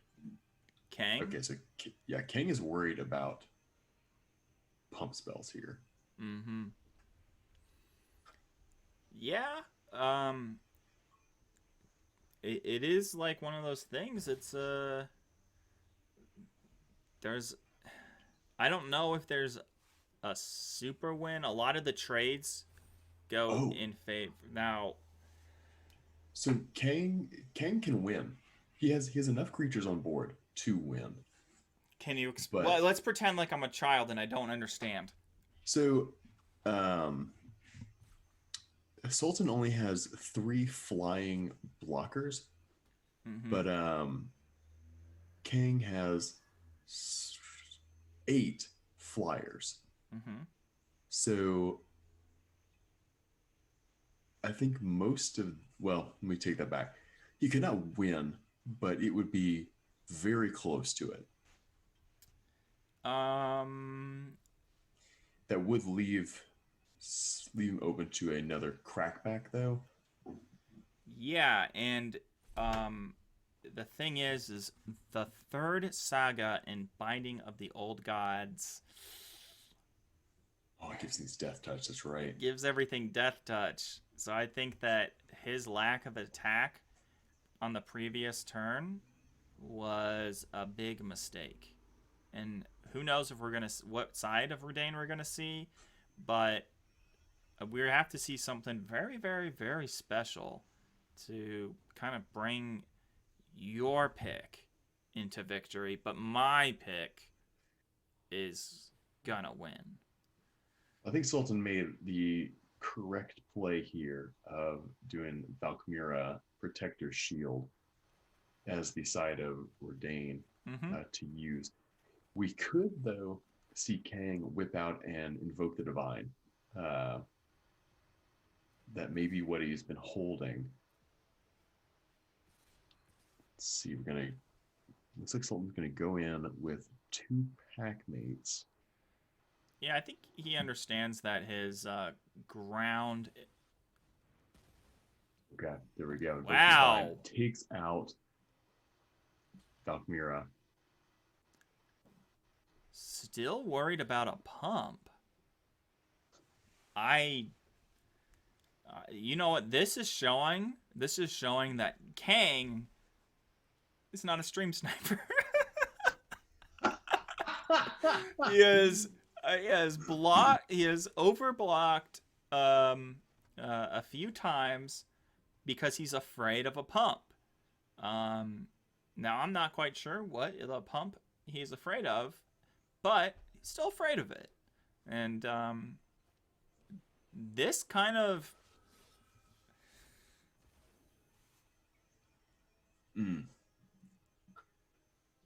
Does Sultan attack here?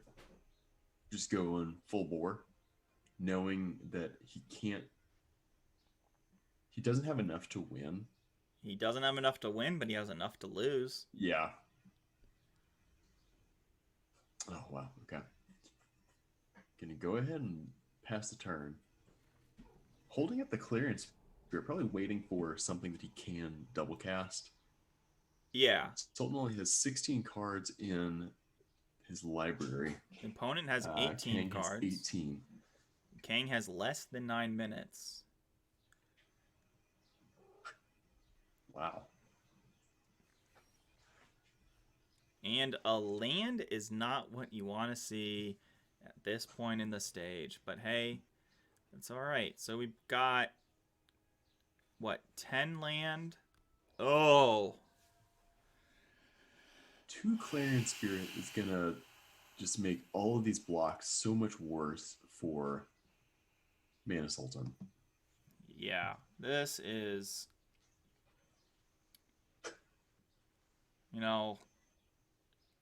I'm glad that we are getting this level of play, but I'm also upset because... Oh, yeah. Oh, man. The Bound in Gold coming in on the Shepherd of the Cosmos. I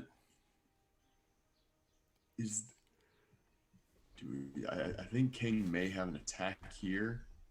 I mean... I think this is set up for a win already. Oh, and another land. Another land. Oh. You hate to be there. You hate to have that happen to you.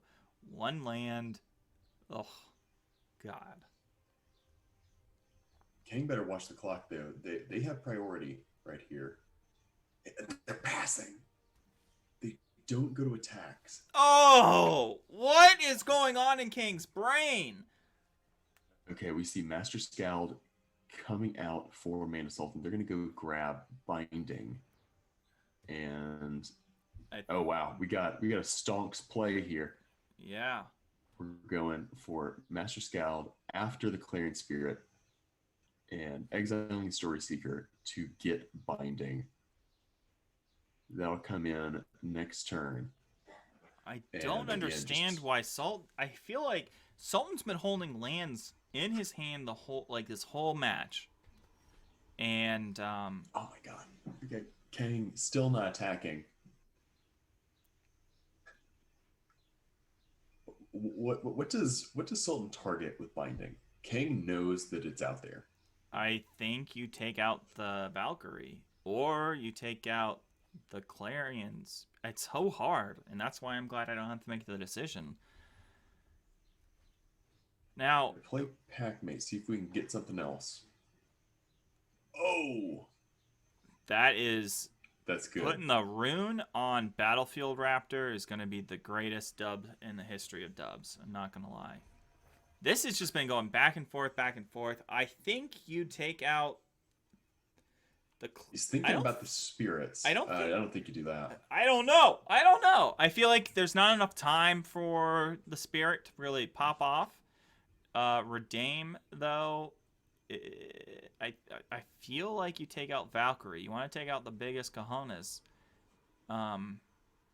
But, yeah, and look at... He's just trying to decide. All of them. Probably not a spirit, but who knows? All right, took out Redain, but chose I don't to understand not play this. The rune. Here's the thing. I think he has like 4 cards left. Oh no, we have a lot more than 4 cards. The turn again. Sultan draws his second Binding. I wonder if there's a bug on the attack button. Is there should we message them? Should we pause the tournament to make sure that there's no bug? We only have...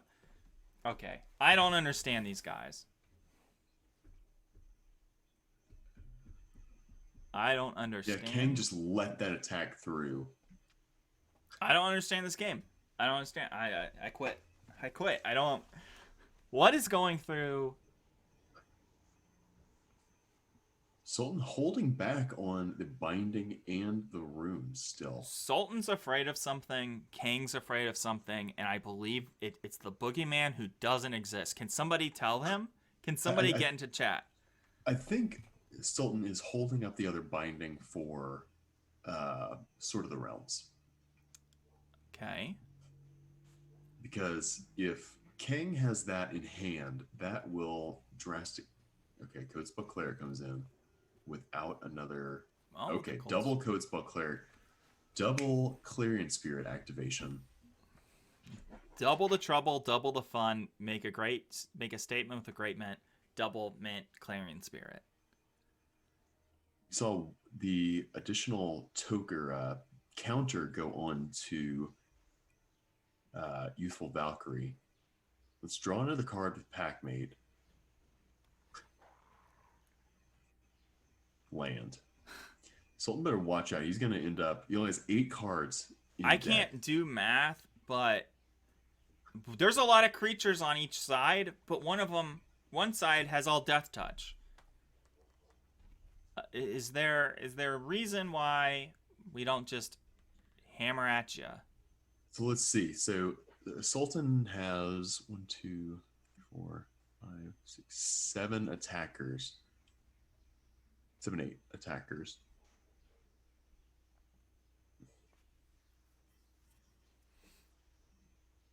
I think he's making the right call to not attack here because I feel like Sultan may also be just trying to bide his time so Kang loses based on the clock, which is a valid strategy. Okay, we are seeing an attack come from Master Scald. Master and Pac-Mate. And Shieldmate, okay. So the attack button works. We know that now. Okay.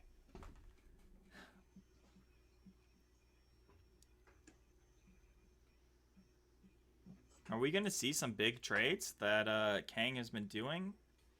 Or are we just going to... Nope. Down to 6. Why let those all through? Okay. Kang has a big plan. And I think I finally get it. Is he just waiting his time to play the Warhorn Blast? Is that what's happening? Are we Warhornery?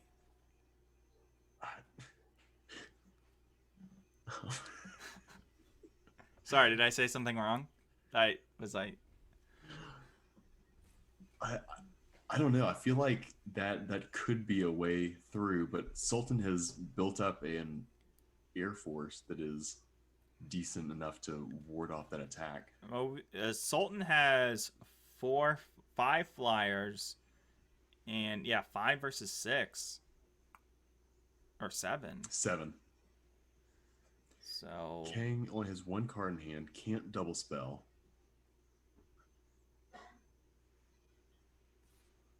We're going to get an attack from Youthful Valkyrie, but Kang realizes that Battlefield Raptor does have that death touch. Golden Pickaxe. Just trying to force this issue. Get some life. Get a life. That's a very wise play right there. Going to be able to gain some life, get some mana. I think Sultan's trying to do the math, trying to figure out whether or not he can just win this turn. Play Binding, attack all.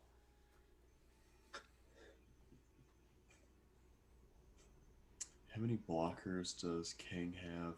8. He has 11 blockers.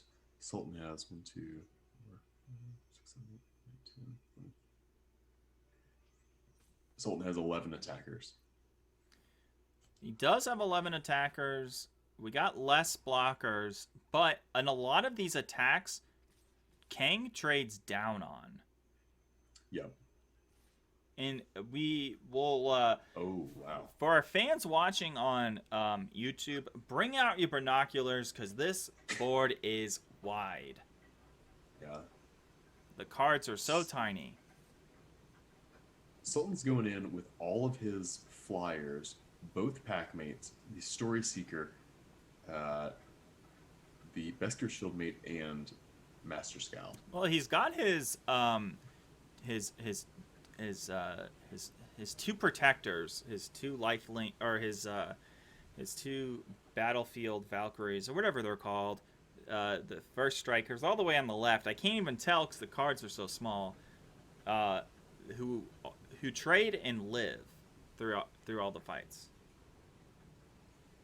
The fact that one of the Battlefield Raptors has Death Touch too is going to make Kang's life hard if they're able to do anything.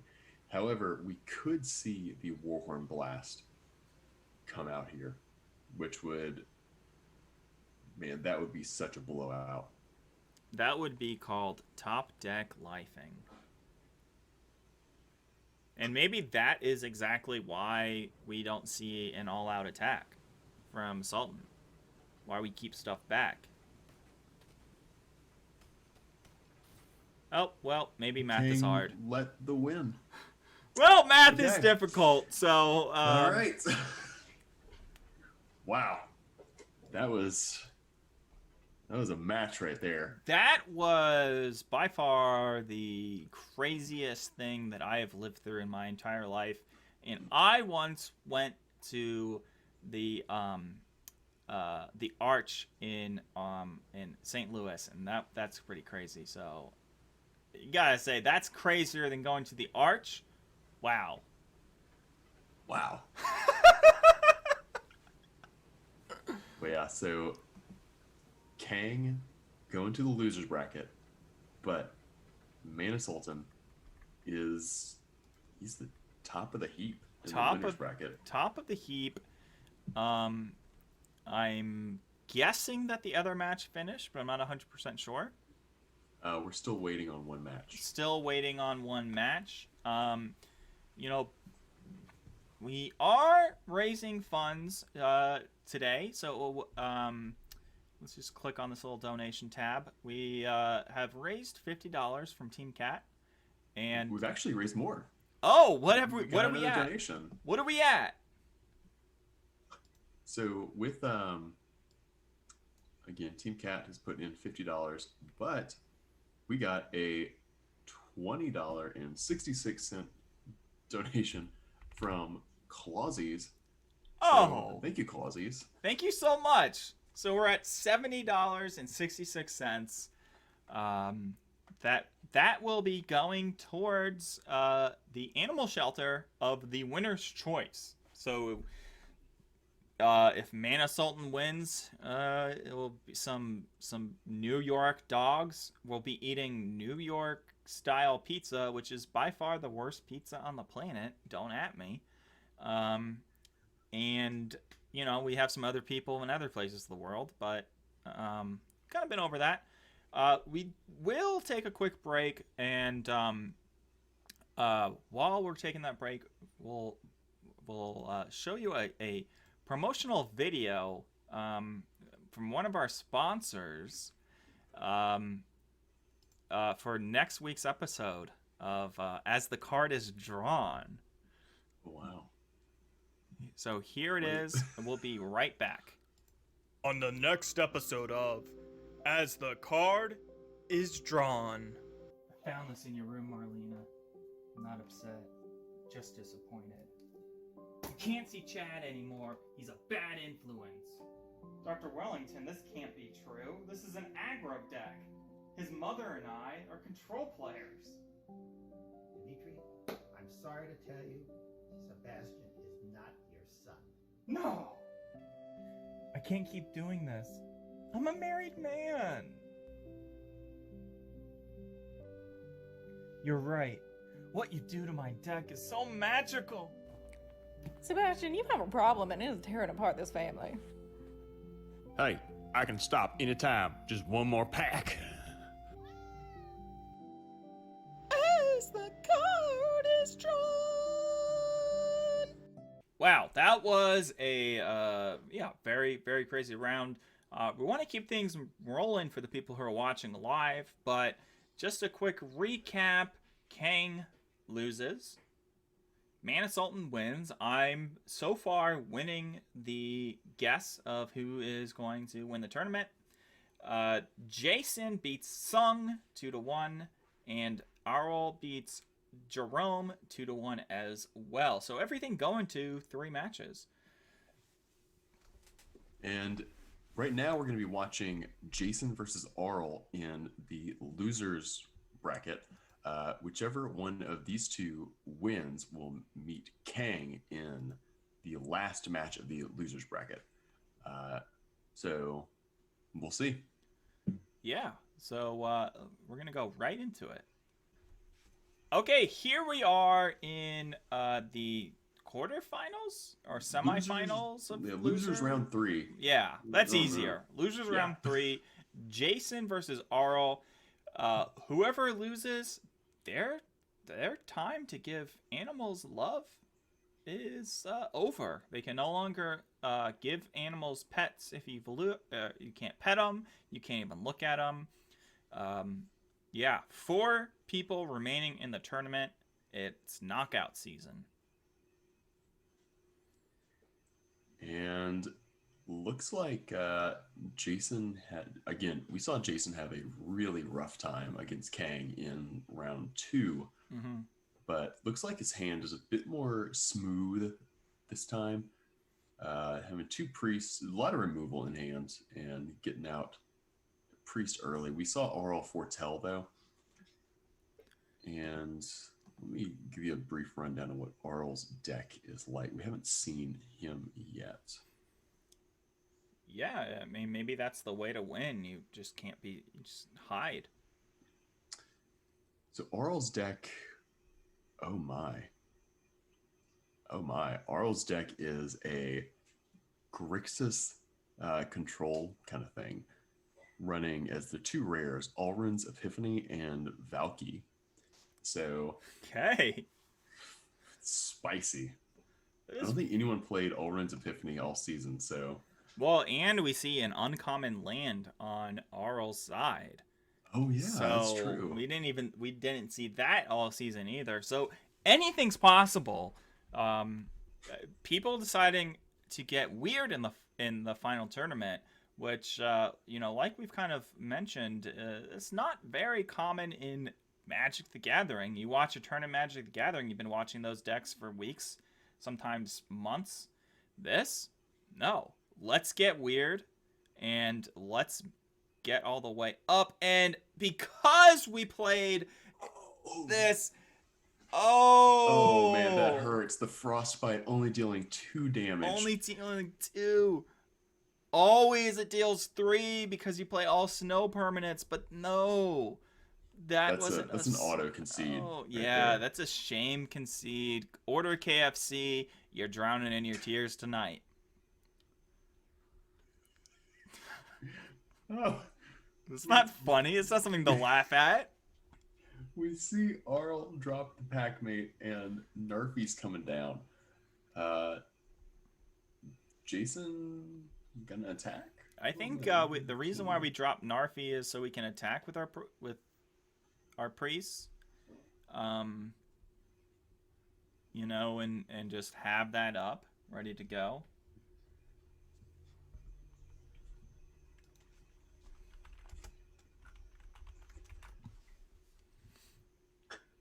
Man, I feel like Arl's gonna be kicking himself for that one.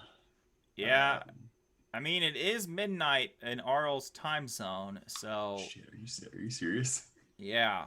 So Oh, Arl God. kind of wants to lose because he wants to go to bed.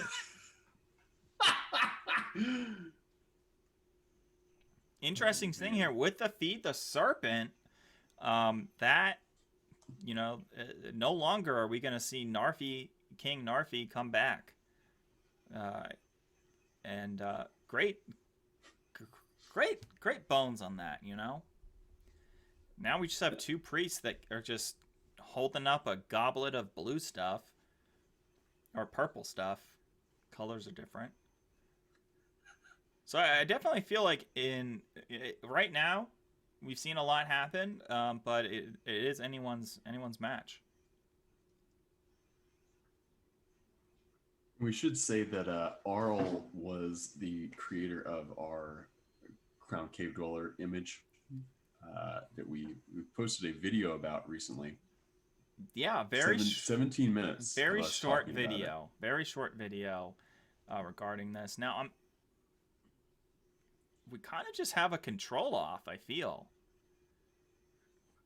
Yeah, having Narfi go away is that's gonna be rough for Jason to really get any momentum, especially when Arl is outpacing him on lands.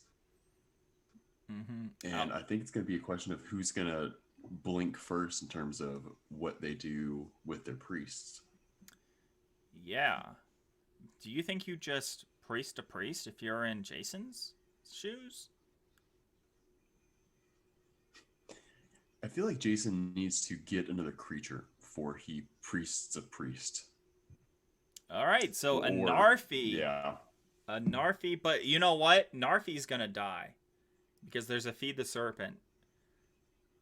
Oh, and Narfi's Dang, gonna. Jason pulling another Narfi.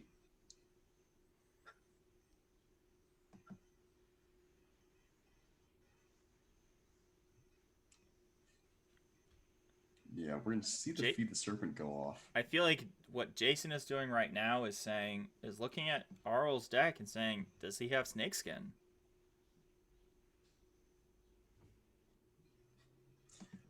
Let me see. I think Arl has a good amount of exile-based removal in there as well. 2 Feed the Serpents in the deck.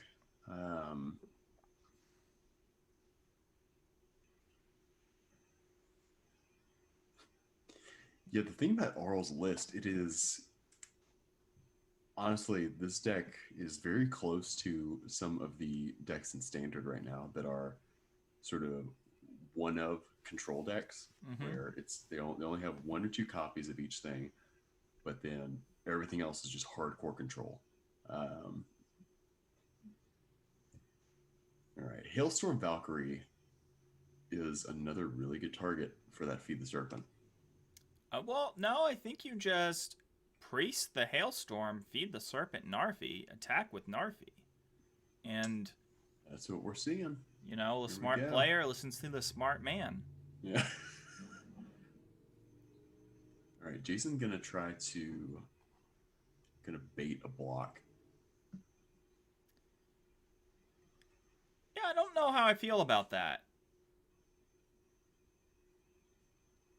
I guess both of them. I guess he's getting Narfi back quicker. Maybe the plan is to see, or just kind of make Arl waste his mana.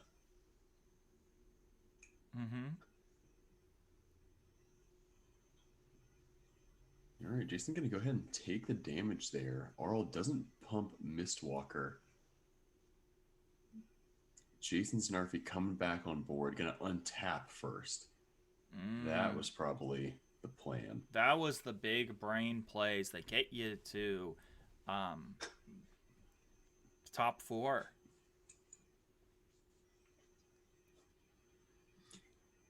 And again, Jason played almost every week this season, so he made the meta calls and knew what his plans were. Yeah, it's very interesting. I think by now we might have seen every single deck. I mean, not all the decks, but we've seen a lot of aggro in the top. And we were talking about this earlier in the week. Are we going to see Frostbite coming down? Frostbite hitting for 3 this time. Yeah. But the big thing was, were we going to see control come back? And, we have 2 control decks right now. Behold the multiverse.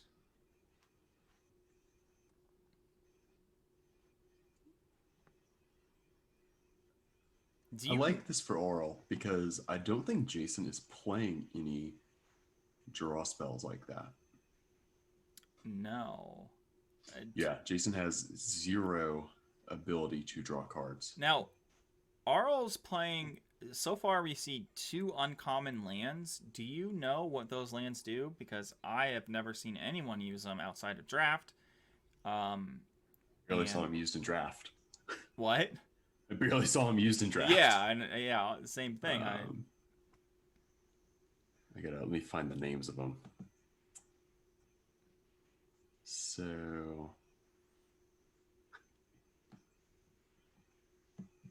there's Snow with Lava, and there's a blue one that I can't tell what it does, because there are 2 of each, right?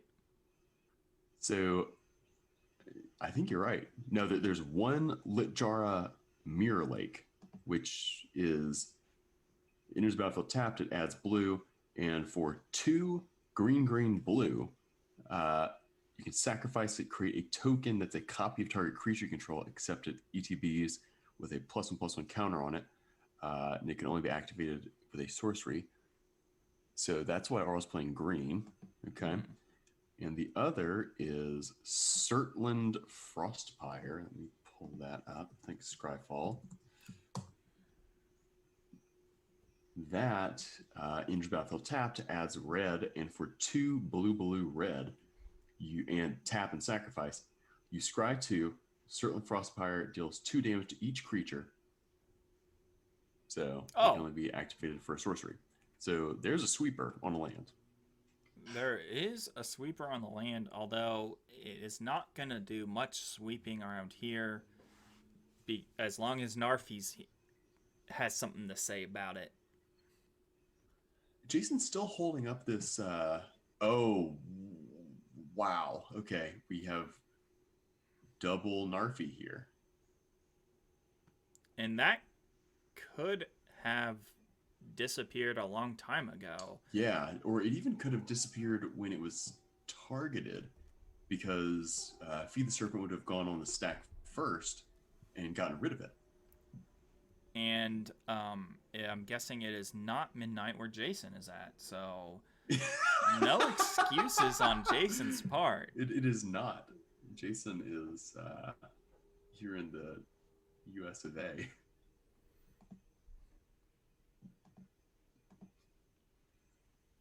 Now we just have a stare off. Jason's kicking himself in his feet. But hey, Eyesight Troll. I wonder. Eyesight Trolls. We see an attack with. Okay. The attacking with Narfi is so interesting. Like I can kind of understand it from the sense of just want to be able to push through additional damage. You're kind of okay taking a little, like having to regenerate it.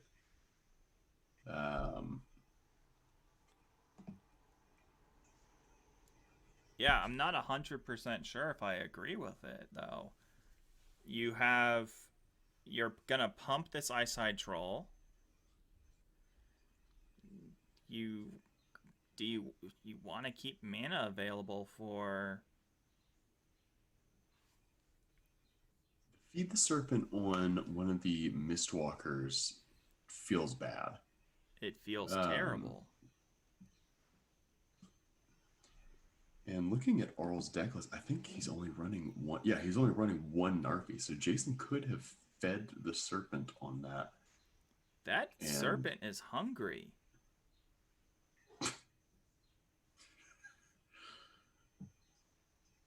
We're going to go ahead and exile one of the Mistwalkers, keeping Narfi up, and everything dies there. How did that happen? I do not know. Does Narfi have Death Touch? No. The Mistwalkers. Oh, because the Mistwalkers were 2/4s or one. Oh, okay. Wait. Math's hard. Yeah. Because when Narfi Died, it triggered, or it untriggered itself. Yeah. Oh! Arl is laughing. He says, "You fool." Hard casting Tybalt. Jeez. So does Arl go ahead and I guess he ticks up Tybalt here. Oh, I have no clue. Because oh man. Let me see if there's any way for Arl to get things out of his graveyard. Answer to that is no. I don't. Oh. Behold is good. All right, so we'll probably see that be foretold. But I just don't. I don't. Oh wow. Okay. I don't think it's enough. I don't think that this Tybalt's enough. I think we can go all in. We have perfect knowledge. Yeah, can Jason win this turn? I mean, you're the lawyer, so you should know math. That's 10. 17. Yeah, that's it. There we go. There's the win. Jason pulling it out. Jason always pulls it out when it's Jason time. Is excellent at that. Now, we have watched Jason. Let's look at his sideboard. Are we going to do anything, or are we going to keep it how it is? I could potentially see Jason switch out the Yorn for the Draugr Necromancer. That would make his curve a bit more awkward, but that may be useful since so many things on Arl's side of the board did end up dying. Mm-hmm. Looking at Arl's board, though, he has 1 Disdainful Stroke, 1 Broken Wings, 2 Snakeskin Veil, 2 Crush the Weak, 1 Mass Vandal, and 1 Raise the Draugr.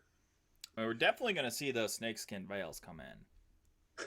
Yeah, we can definitely guarantee that. Maybe even the Disdainful Stroke, because both Narfi's a 5-mana card. I don't think we see the Crush the Weak or the Masked Vandal. However, Masked Vandal is good tech against Jason's deck here. It is great tech. I guess we will find out. Here we are, match number 2. Wait, game number 2.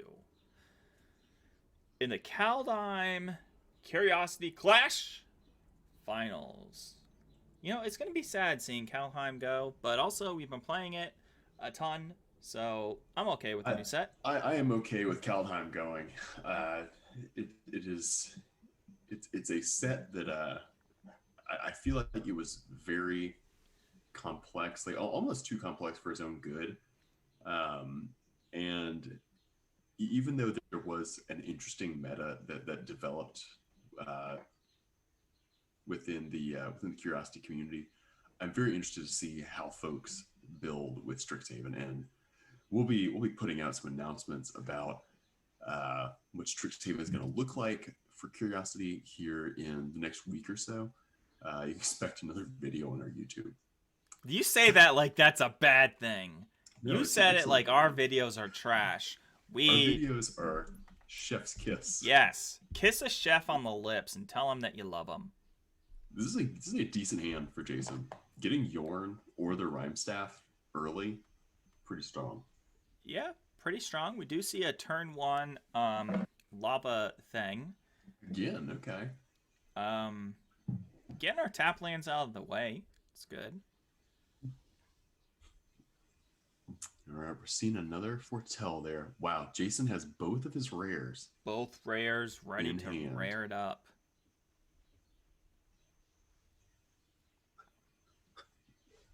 Jason's going to go ahead and drop the untapped land to be able to Foretell Packmate.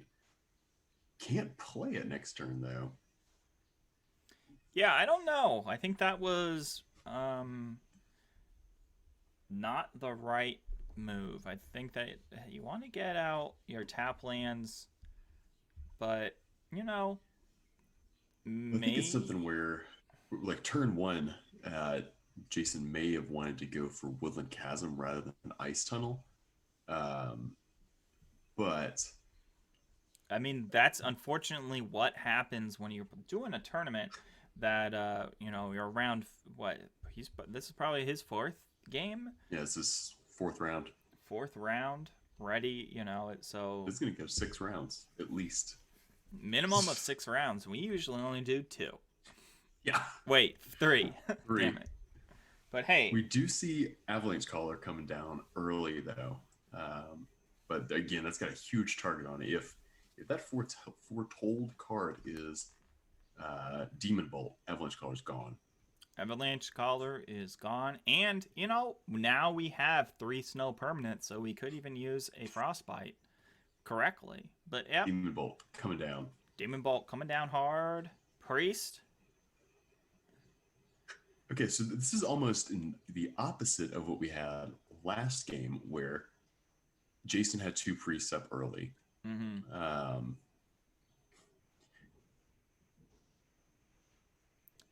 Although the Mistwalker would survive a priest attack at the current amount of snow permanents. Snow lands, I mean.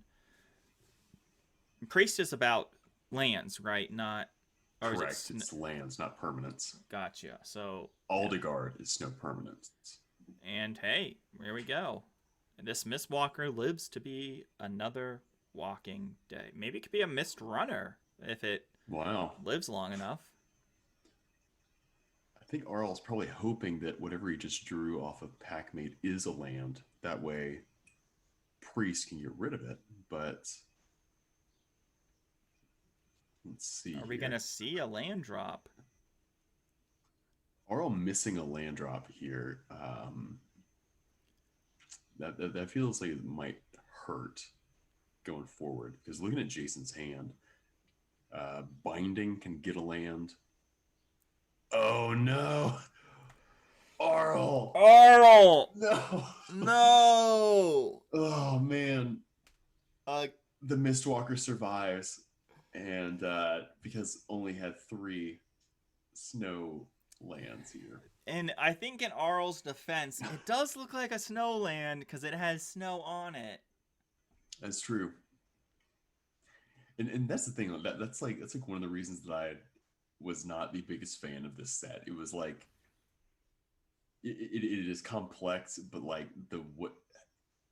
it was complex in a way that was not intuitive to get to, if that makes sense. Yeah, no, exactly. It just, well, I mean, a lot of the set was bad. The lore was bad. There's some, weird complexities. There was too much removal. But, the good thing is we have such a great crew that they fought through all of that. And we're here in, week 8. We had the biggest growth of curiosity, and sky's the limit. All right, so Jason getting the rhyme staff down, he can get Avalanche Caller up, and then oh man, he could get some 4/4s going this turn. Yeah. Do we? I wonder if Feed the Serpent may go after Narfi. Okay, that's what we're gonna see. Feed the Serpent, that Narfi. Get it out of here. Get an Avalanche Caller back. Get a caller. Enters tapped. Okay, that's a strong turn from Jason here. Is it though? Avalanche. I mean, I guess Avalanche Caller comes back. It might leave next turn. That's true because Priest can just get rid of Avalanche Caller, and then that loop starts, I guess. But yeah. I honestly, what I would have wanted to see is... Oh, man. Masked Vandal coming in to get rid of Rhyme Staff. That's some hot sideboard tech. That's some hot side. Yeah, that's very hot.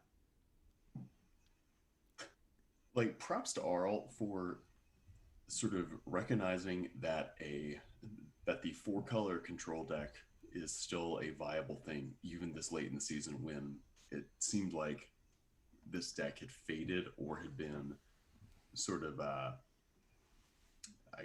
weeded out, so to speak. Yeah. Oh, man. Arl making plays right here, getting rid of Avalanche Caller, getting another Priest on board. Jason, though, gonna play Turgrid. Turgrid's backside. Playing the backside of Turgrid. No, that's what it says on the card. Oh, that's true. It does say backside. Yeah, I'm not a pervert. Get out of here, kid. Moving on. We see Jason activate it. What would you do here? I mean, Masked Vandal's the one that goes. It's done its thing. It's not going to do anything more. Okay, and we see that going away.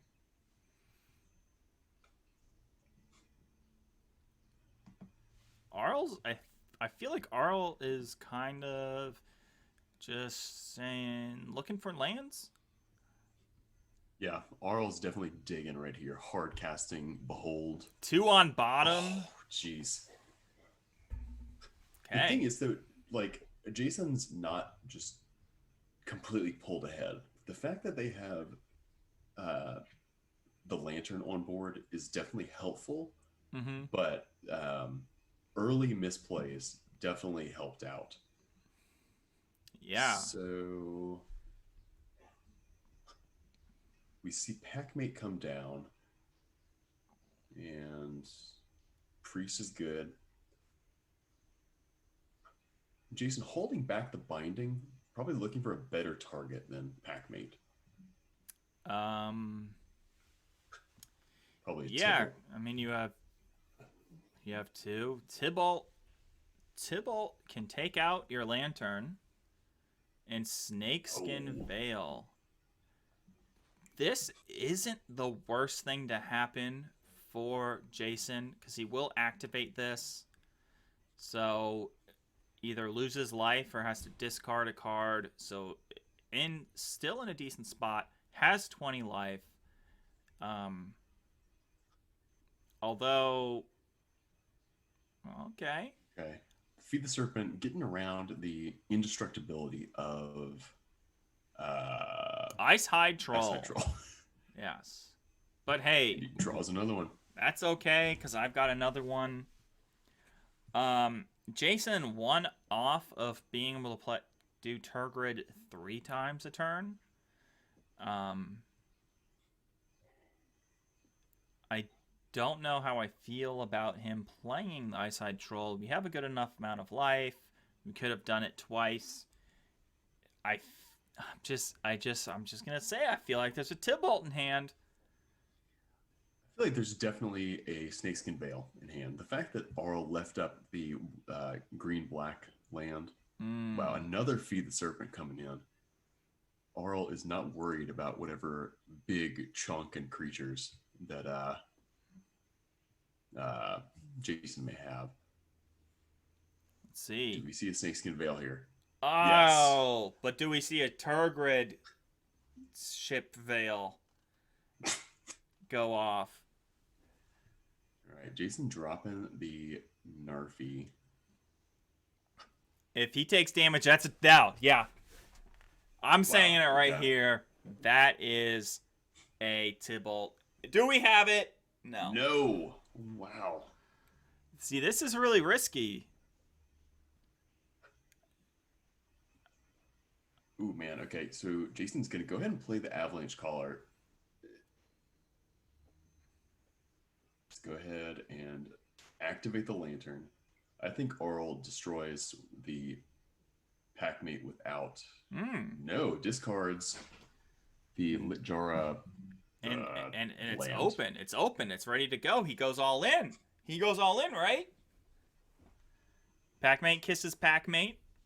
And there we go. Arl down to 5. Arl is saying, it is midnight and it's time for me to go to bed and eat my crumpets and watch shows on TV that will soon be Americanized in a few years. Arl loses. Jason coming in, winning it in the very, very, very, very wonderful way. All right, just like before, real quick, we just want to go over what's going on now. We have, we just saw Jason beat Arl, and so we got Kang versus Jason, the next match, and then the winner of that will be facing Mana Sultan, who is undefeated. So we have either 2 or 3 more games to go.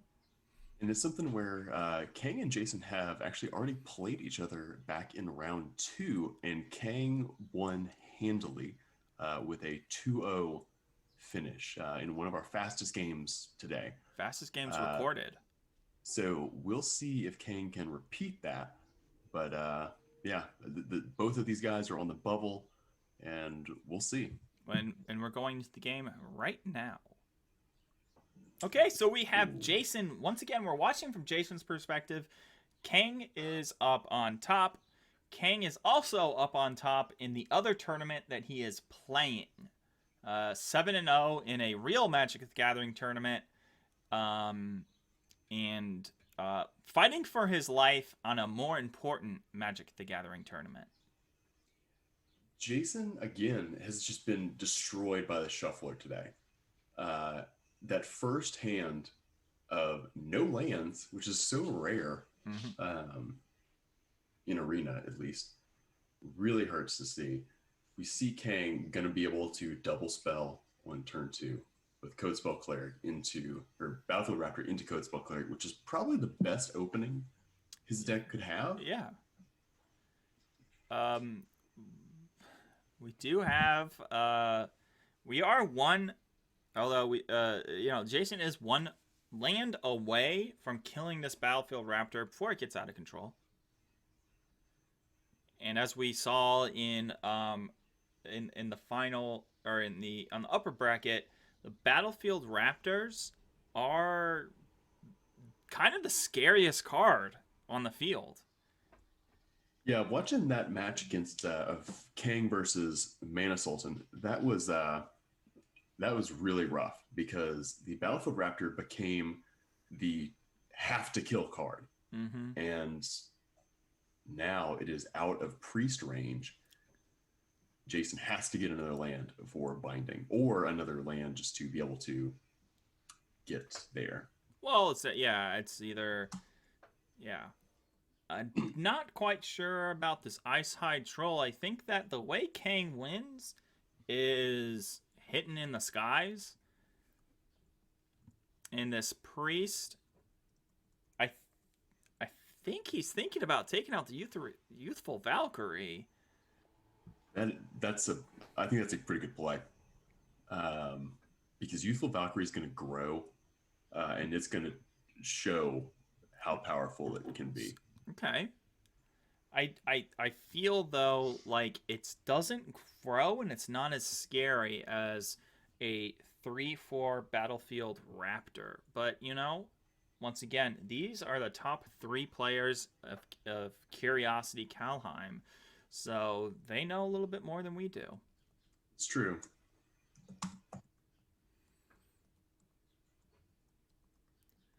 Now, seeing Kang with 4 lands, it should feel good in a normal deck, but Kang probably doesn't want these lands. But hey!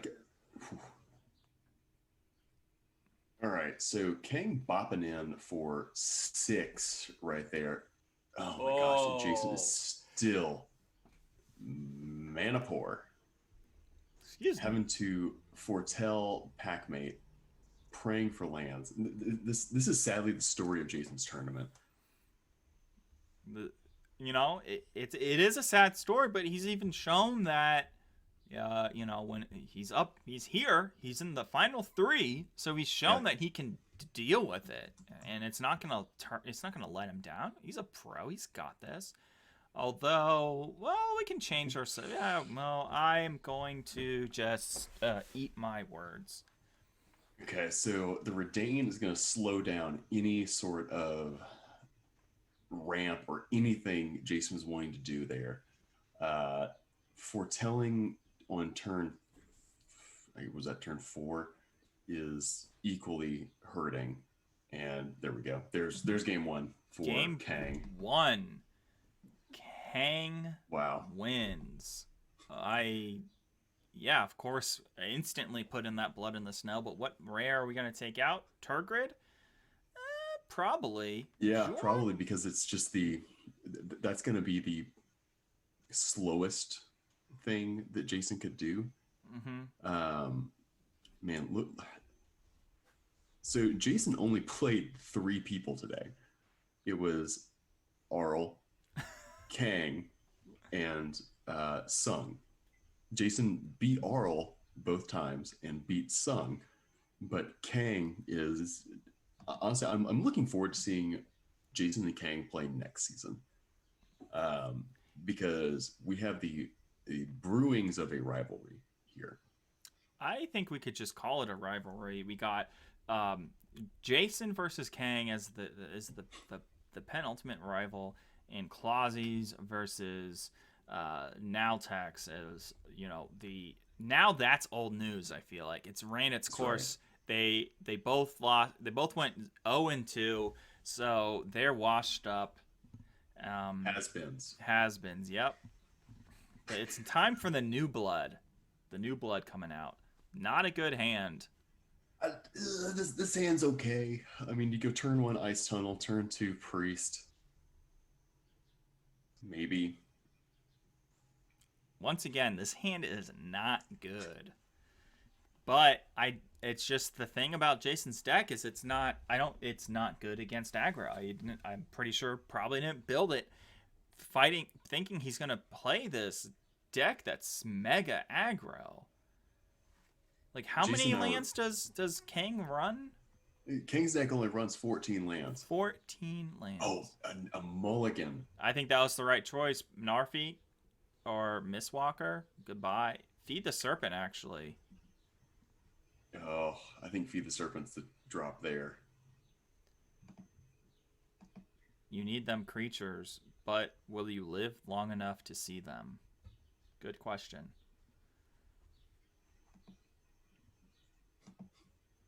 Battlefield Raptor. And coming down. I don't like this. I knew he was going to do this. He was going to foretell. I'm not a fan of it. You got to get that. What else are you going to do? You got to get that tap. You got to get that gotta- tap land down. Your opponent is being slow. Slow poke McGee over here. Got a 2-3 in the air. Yep. Well, maybe it was right. Maybe I was wrong. And that's why I'm here, not there. Bound in gold. Jason down to 13, and okay. I'm gonna go ahead and play the tap land, maybe. Thinking about it. And dropping the Mistwalker. Mistwalker is not going to be bad here. That can block the Battlefield Raptor. He can kill the Usher if need be. That's true. Well, never mind. It can block Maybe the not. Usher if need be. So King has one in hand. It's not a pump spell.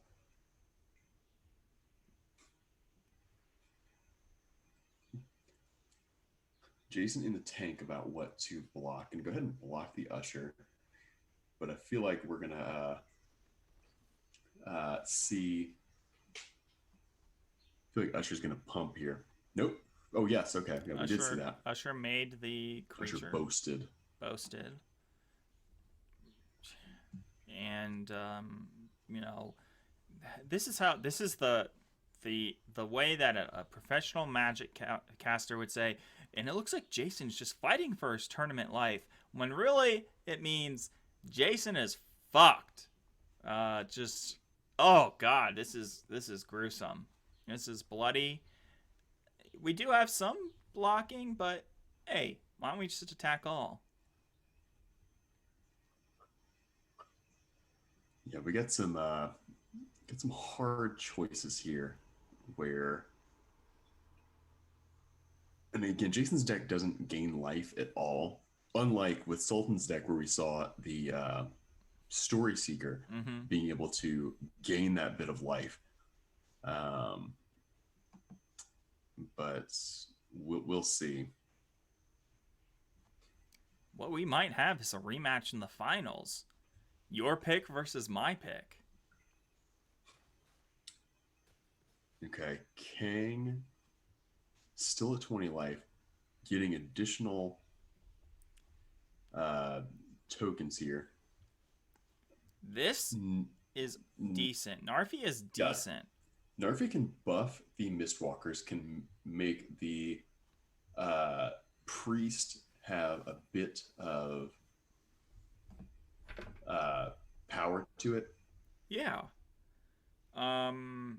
Well, yeah, this means that the Battlefield Raptors can't attack. I mean, maybe they can. Feed the feed the serpent on the big old Battlefield Raptor.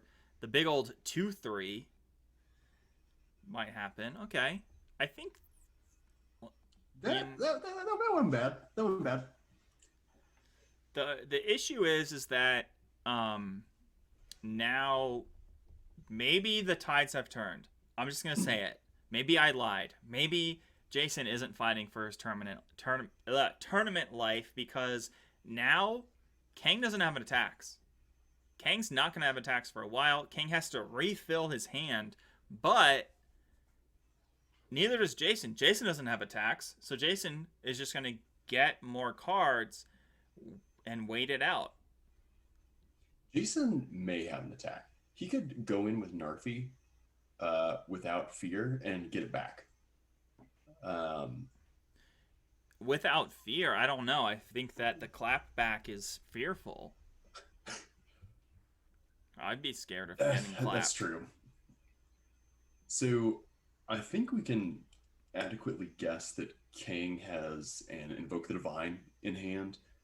Um, that's just what we saw in the match against Mana Sultan, and is waiting for a Binding or Turgid's Lantern to come down. But this has given Jason time. This is exactly what he needs. Mm-hmm. And hopefully Jason will take his time here. That's the other thing. Like, being hasty is not gonna do anything. Yeah, I mean, maybe a Mistwalker can attack, but you're not doing enough damage to really warrant it, you know? Yeah.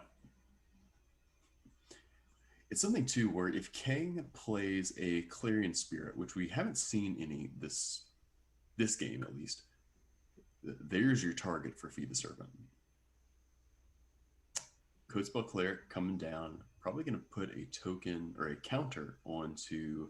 Oh, okay. Okay. We're going wide? And here we go. Kang getting enough time to continue to go wide. All right, now we have free attacks.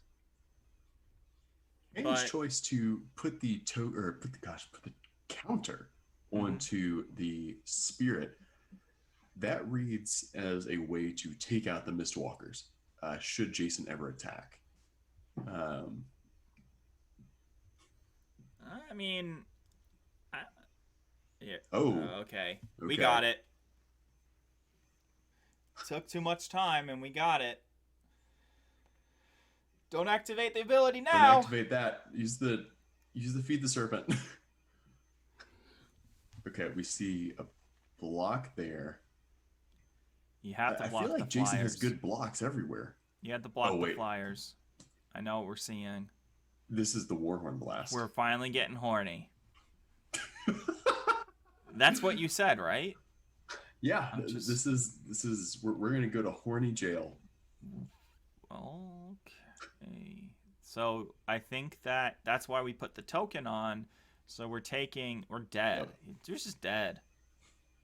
Here it is. Are we dead? Oh, okay.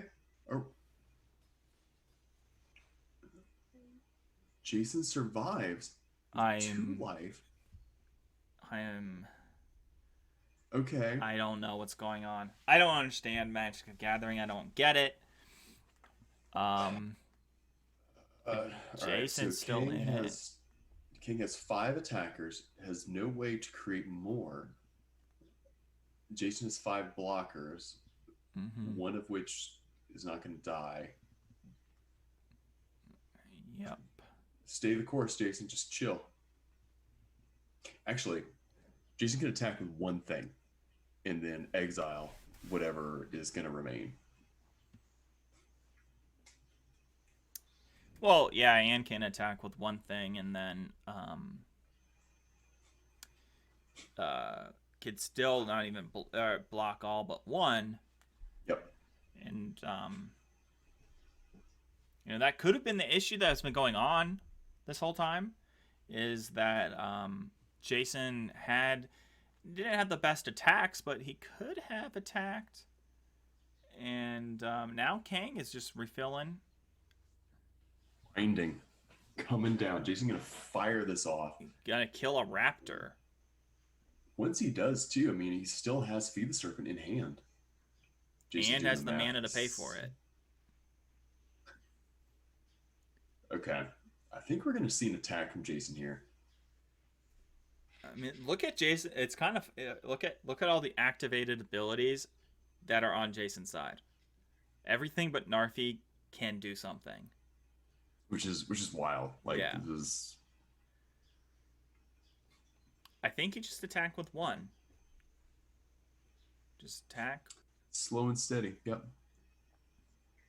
I don't think Narfi's the one to attack with, though. Because Narfi dies if King blocks with everything. But we're not going to see a block. Jason gets in 4/4. Yeah, but Narfi can come back from the grave. That's true. That's true. Kang has refilled their hand.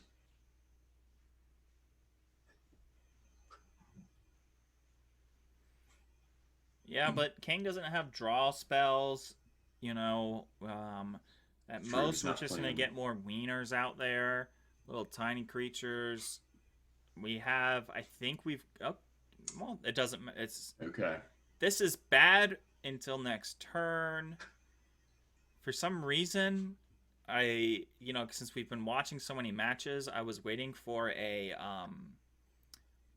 Tybalt. I was like, holding on. Okay, good for Jason, holding on for that Tybalt. But no, no way is Tybalt gonna be here. We save wow. our mana.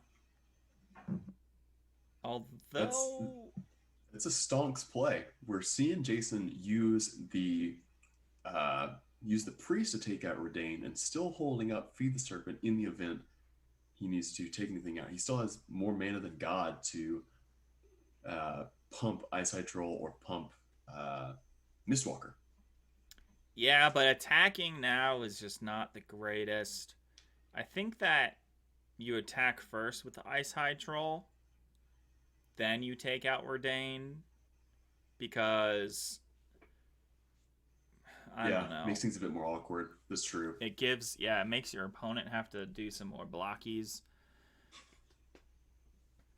Possibly lose a little bit more.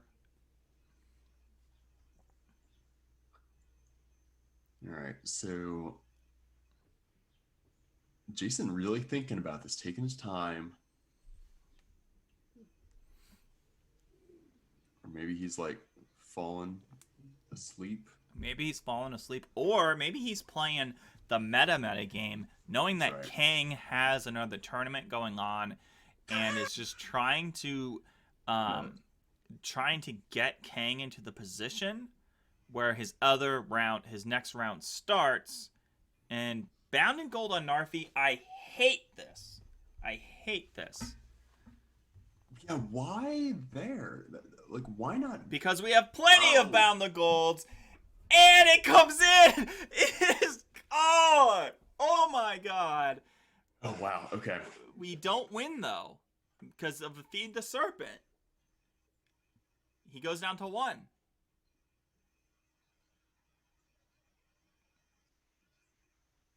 You gotta click the block button. Gotta click first. block. Okay. No! Oh! Gotta get that. Well, you exiled a token. All right, Jason at 1. Jason at 1. Oh! Oh, shit. Another Feed the Serpent. Did you just fire it off? No. No, you hold. I think you... Gotta have diamond hands. I think you pump Ice High Troll 3 times and hold up Feed the Serpent. Hold. I just think that is the safest play. You don't want to Feed the Serpent this 1-1 and then have something crazy happen. It just seems wild, you know? Kang has gotten out 6 of his 14 lands too, so that is good amount more. Yeah, there's 14 minus 6 lands still left in his deck. All right, so we see Jason going in with the Ice High Troll. Gonna pump it. He's got to do the math right. Can't. We got one more pump. Are we gonna pump more? One more. Okay. Are we gonna pump more? We're gonna go. Okay. No, I'm just No gonna reason. go in for 9, taking Kang down to 7. And Oh my showing we got God. a land. Is It's not over, and now it's over. oh wow, Jason, insult to injury right there. Oh, and another feed. We're going to match 3. Jesus. Who would have thought? Wow. Who would have thought on this tournament? I'm not gonna lie. That was Last season, I remember Zendikar Rising. It was 2-0, 2-0, 2-0, 2-0, and it was not this round. not this time. Yeah, we're going the distance. Good news though, we have gotten 2 more donations to animals around the world.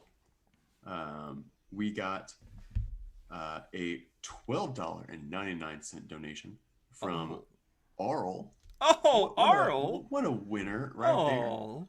there. And also a $10 donation from Hilario. Oh. So thank y'all so much.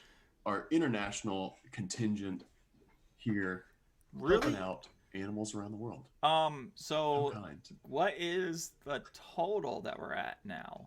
So the total that we're at is, I think we're nearing $100.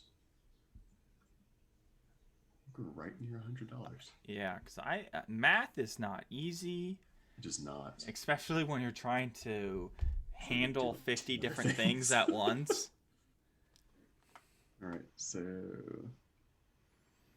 We started off with 50. We got 2077. our total right now is $93.65. $93.65. Yeah, so we're very close to getting $100 for If- animals in shelters somewhere. If one person just donates $6.35, we will have $100 to an animal shelter in either Jason, wherever Jason is, wherever lives in Kang's at. Indiana. He lives in Indiana. Oh, yeah. Yeah. Oh, then I want him to win. Yeah, so it's going to be either wherever Kang lives, New York, where Amanda Sultan is, or Indiana, where Jason is. All right. Let's,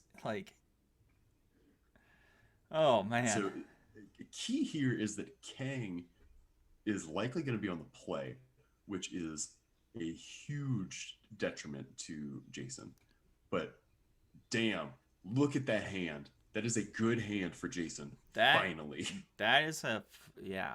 I think he should just mulligan it to show. Just for good luck. I mean, his Good opponent dominance. has taken one mulligan.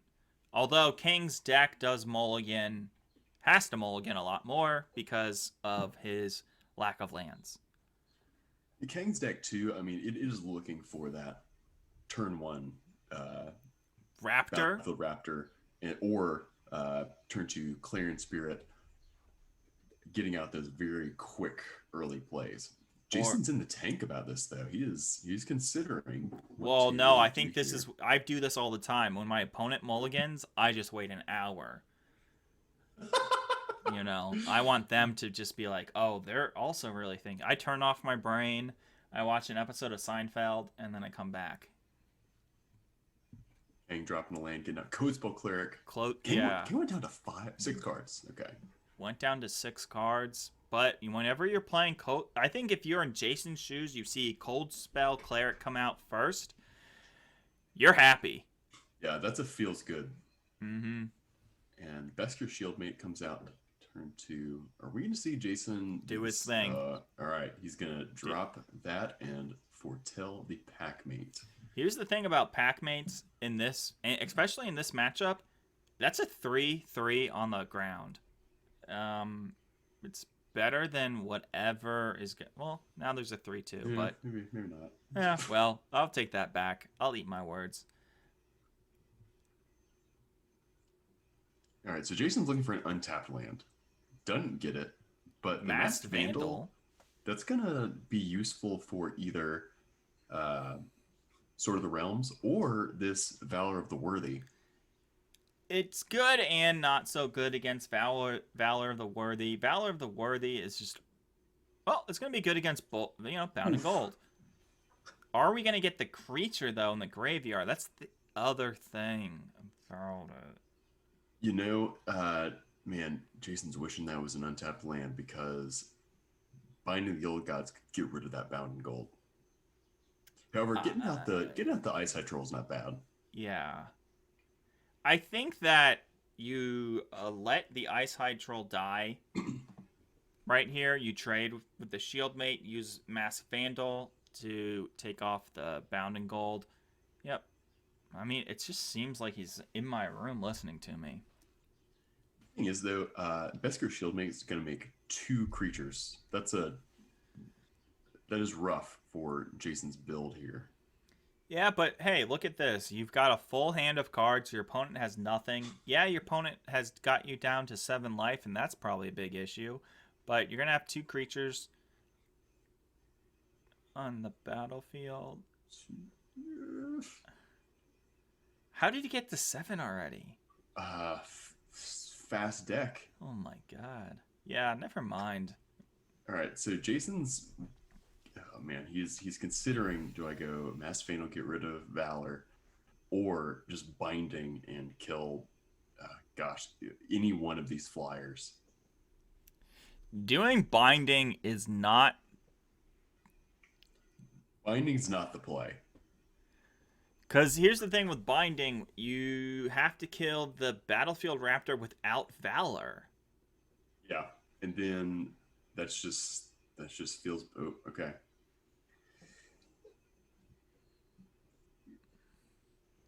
King has 6 power on board. I think we're gonna see the Bound in Gold go away. I don't like it. I don't like it at all. Does Valor the Worthy trigger When it leaves the battlefield. when the creature? No, when Valor, it's just on Valor. Oh man, so using Using Mass Vandal is not actually okay. So Valor the Worthy, when enchanted creature leaves the battlefield, create a 1/1 spirit. So using Vandal on it would not be. It would not trigger. Okay, yeah, I knew that. I was testing you. That's a quiz. It was a quiz. It was a magic quiz, and you passed. All right, so It's still, you're taking 4 in the air. It's over, right? Am I reading this wrong?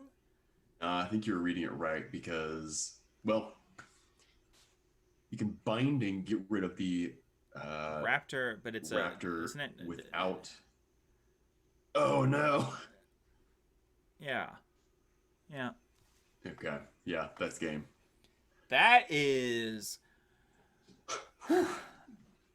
That was an excellent match from both players, I gotta say. It was difficult. It was tough to see.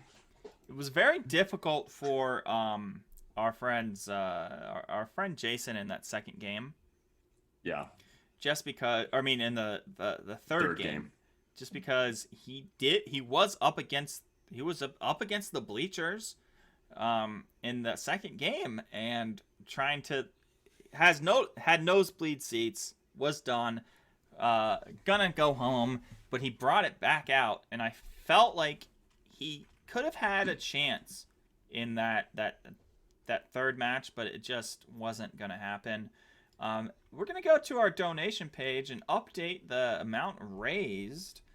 The total amount, let me just get it real quick, $93.65. If we just get $6.35 more, we'll have $100 raised to an animal shelter of either Kangs King or Mana Sultan's or choice. Mana Sultans.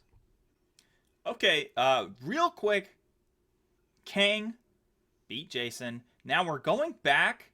If you look at the bracket, you can see that it is Mana Sultan beats Kang in the semifinals, and then now it's Mana Sultan versus Kang in the finals. The finals. Now, it is hilarious to me that you chose Kang, I chose Mana Sultan. Yeah. And the thing is though, like, this is high stakes though, because Mana Sultan only has to win one match. Mm-hmm. And King has to win this round and another. Yeah.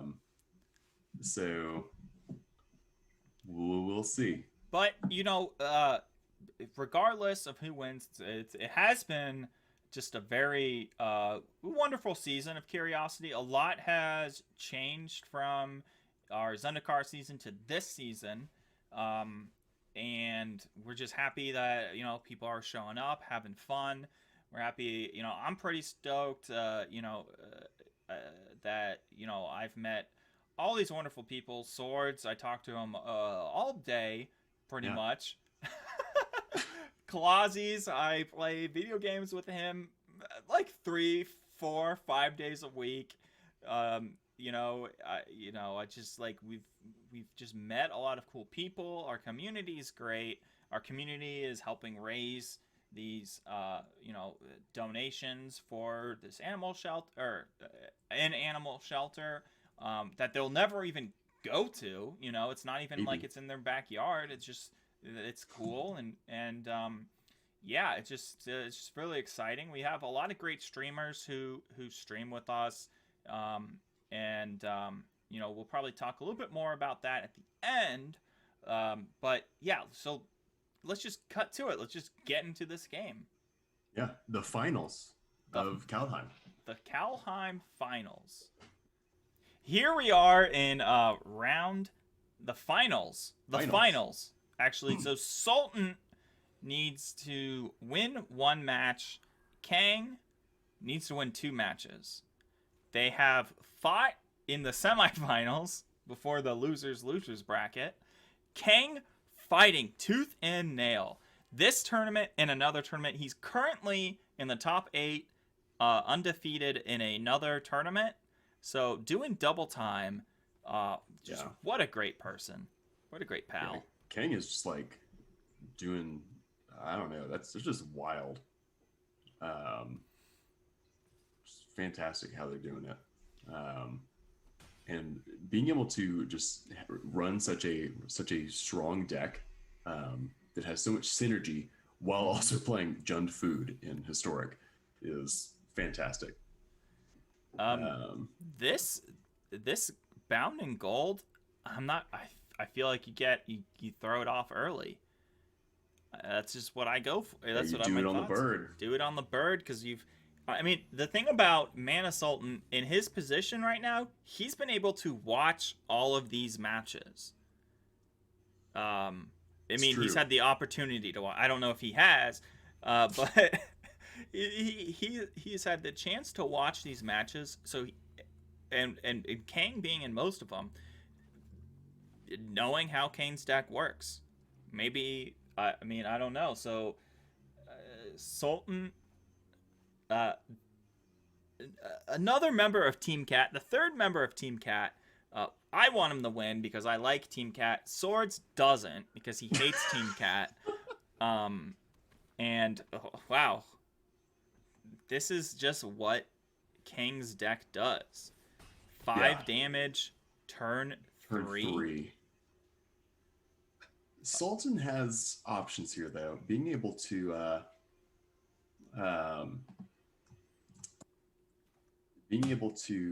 really either play out Packmate turn 4 and draw a card, or even go Story Seeker into Gold Vein Pick. That ain't bad either. That seems doable. Yeah, it seems like you'll have a lot more life, on your side of things. But he says, to hell with what you guys think. I'm going to do Gold Pickaxe and attack. And I'll do a trade any day of the week. The thing is, the Valor of the Worthy has been one of the most important cards for Kang's deck. It has been just a complete annoyance for multiple opponents because it creates those additional flyers. But hey, we got Radine. Sultan has options. He has perfect information of what his opponent has in hand, which is no cards. And go ahead and play Story Seeker and attach the pick. So I guess that's a play to be able to gain more life. That's a tough call because being able to drop Redain and get the additional damage reduction would have been really helpful. So is redeem, is that a permanent, or is it anything? When it hits your face, does it reduce it? Does it go to you? Well, it doesn't matter. Ooh, that is rough. To 1 life. Wow. So Valkmira, if a source an opponent controls would deal damage to you or a permanent you control, prevent 1 of that damage. However, we Gotcha. see Sultan given the GG. GG. Right there. Moving on. All right, so again, Sultan has to win this round to end the tournament and come out completely undefeated. Mm-hmm. Kang has to win this round and another. And another round. So Sultan's sideboard here, I think we may see those Snakeskin Veils come in to be able to give hexproof over a Bound in Gold. Yeah, I don't know how I feel about that though. There's the only thing that your opponent has to do is Bound in Gold, right? And I don't know how many he's running, but there's a lot of things on Mana Sultan's side that aren't really worth Bound in Golding. That's true. They either are, I mean, obviously it did help him win the game, but you know, when we have our angel that has a static ability, a lot of his creatures have static abilities, so if you don't remove them, they're still doing stuff. Right, like Starnheim Courser that we saw in their round 2 match, where even though a Bound in Gold goes on it, the mana cost reduction is still occurring. So Kang was in the tank there. Again, Kang's sideboard is very aggro focused. Again, that is 2 Warhorn Blast, 1 Bound in Gold, 2 Invoke the Divine. That's probably what came in. 2 Batter Shield Warrior, and 1 Provoke the Trolls, which I think he put in as a troll. Okay. All right, Sultan drop in. Has all his colors up, so that's good, and is able to foretell the Packmate. There we go. That Valor. Oh, God. Wow. Okay, so Well, we got Bound, but it's a little bit far out. Not incredible. We got the lands to play it next turn. Binding will definitely be what... oh, man. The thing is, though, Valor is just going to make this, again, such a hard match. And with Sultan not playing any sweepers, that gets rough. And let's be honest, he's a little bit rusty. He hasn't been playing any Curiosity in almost an hour. Almost an hour. Yeah. You haven't played an hour. I mean, like, are you playing? Yeah. Do you even know what Curiosity is? What brand are you if you're not playing? All right. Sultan going to go ahead and bind. All right. He's going to go ahead and take out the bird. He could have done Valor, but well, the Sultan's bird got the big brain plays. The bird.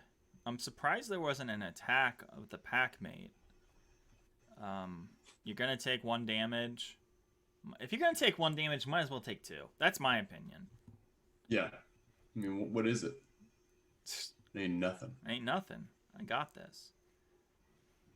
Okay. More Valor. Another Valor coming down.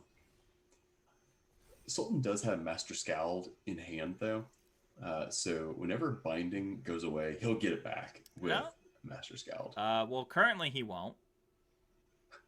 Because Right. he doesn't have any creatures in his graveyard. Oh my god, you're right. Mm-hmm. Wow. Which is very interesting why you wouldn't put the Shield Mate out there to just die. Or at We see least Sultan. Oh man, This is good. This is... Oh no, Snakeskin Veil only targets creatures. only targets creatures. Now he gained more life. Wow, the fact that Invoke the Divine gains life, I always forget that. So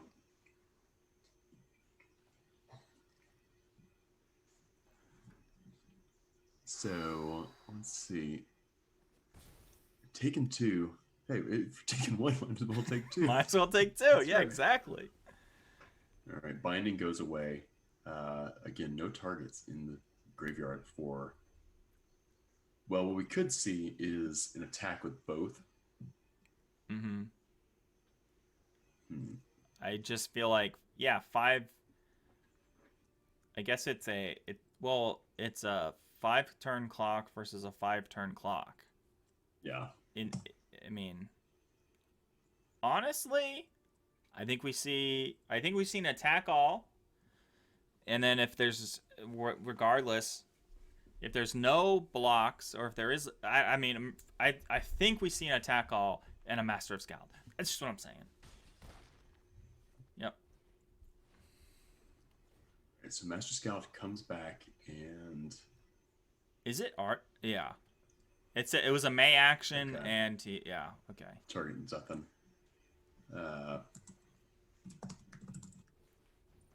Bound in gold, saying, Here we go.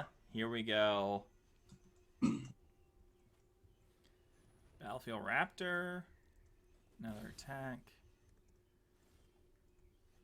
Well, a land is not what you want.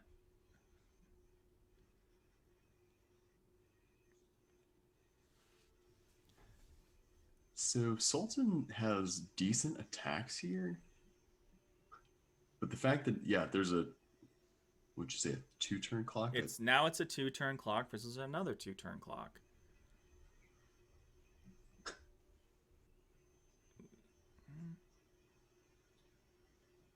Well, but no, because if he attacks with Master of Scald and Pack Mate and leaves back the Shield Mate, Nope, we're going in. yeah.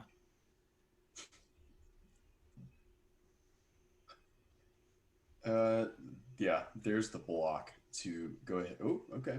No, because he thinks Snakeskin. He's pulling up the stream. Okay. He's pulling up the stream. See, I thought that was the wrong play. I didn't think about the first strike. It just didn't feel right in my loins. So, Mana Sultan has King. Wow, okay.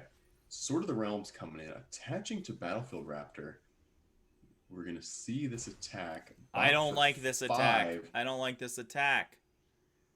Do we have a creature? No, it's another land. Oh. Oh.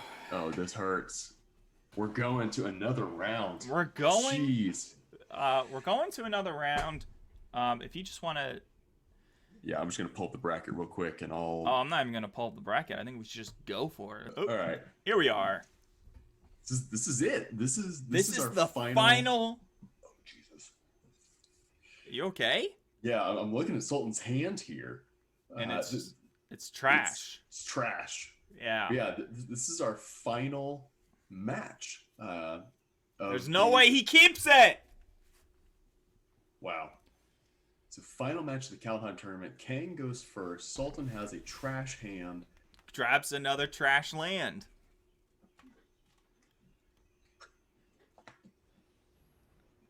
Wow, okay. Well, hey, we got a pack mate that we can play next turn. We see how fast both of them are just at it. They're just like they can't wait any longer. Let's battle. Let's get this going. All right, so the fact that Kang got out Clarion Spirit this early, that's how he wins. Yeah. Sultan getting Asika's chariot also bodes pretty well. Oh my god. Bound in gold coming in turn 4.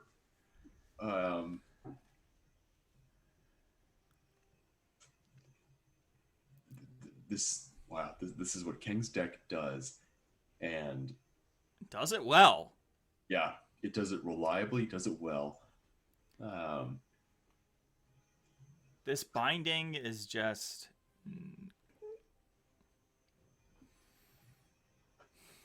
You can't bound in gold something. You got to play your Chorister.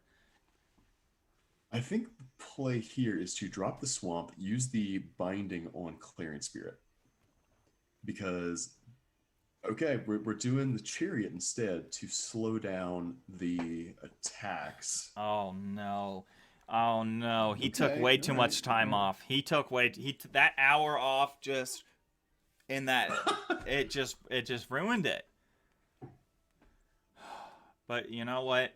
He's smart. It's Sultan.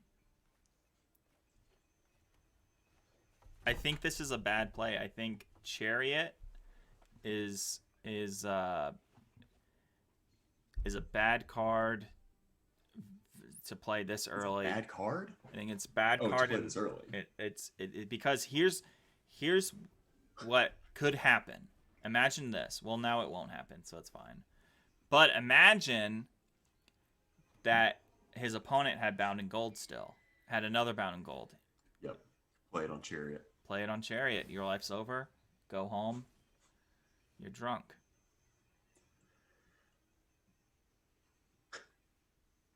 Yeah.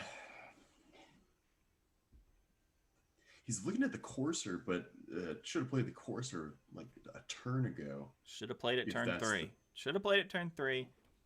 Read my will.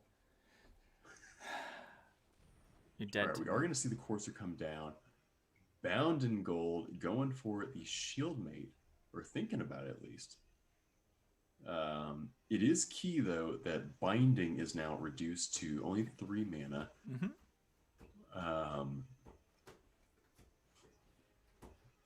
And he's bound in gold on the Raptor. The Raptor. That seems okay. You've died to the Raptor your whole life. Don't die today. You live by the Raptor, you die by the Raptor. Oh my gosh. No, Now, I think that's okay. Yeah, because again, as we were talking about in pre-last round, if Bound and Gold goes on Starnheim Courser, the reduction still applies. Okay, so I think you got a Chariot. I don't know math well. That's 3. That's 7. There's 10 coming at you. Another thing about Bound and Gold is that those can't crew vehicles. Cannot crew vehicles. That is going to reduce Sultan's potential to really sort of go off next turn. Yeah. No, this is frightening. Sultan down to 4. Has a Story Seeker in hand. Has 2 Story Seekers in hand. But the problem is he has nothing that can fly. He has Very 2 true. flying things. The attacks. 2-turn clock right here. You have to. Well, Not even that. not even Well, that. He would need to put down both of the Story Seekers. Oh, this is not And good. then- What are you doing? Okay, binding. Okay. Alright. Here's some smarts. This kitten's got claws. That also allows the Chariot to activate. No, you need that. You need the life link. Oh, very true. You need that life link. Kang has enough lands to do a Warhorn Blast. I think there's one of in the main board. Which we haven't seen yet. There are not. There are no Warhorn Blasts in the main board. Cannot Warhorn Blast.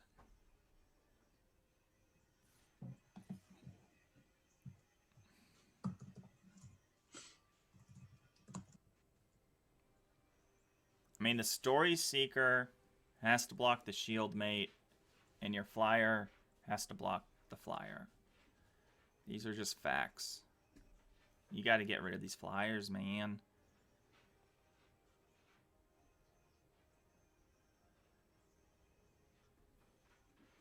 Yeah.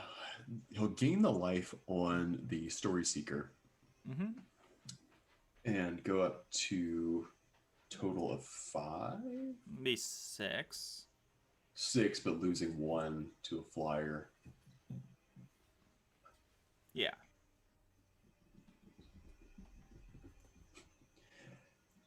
Uh-oh.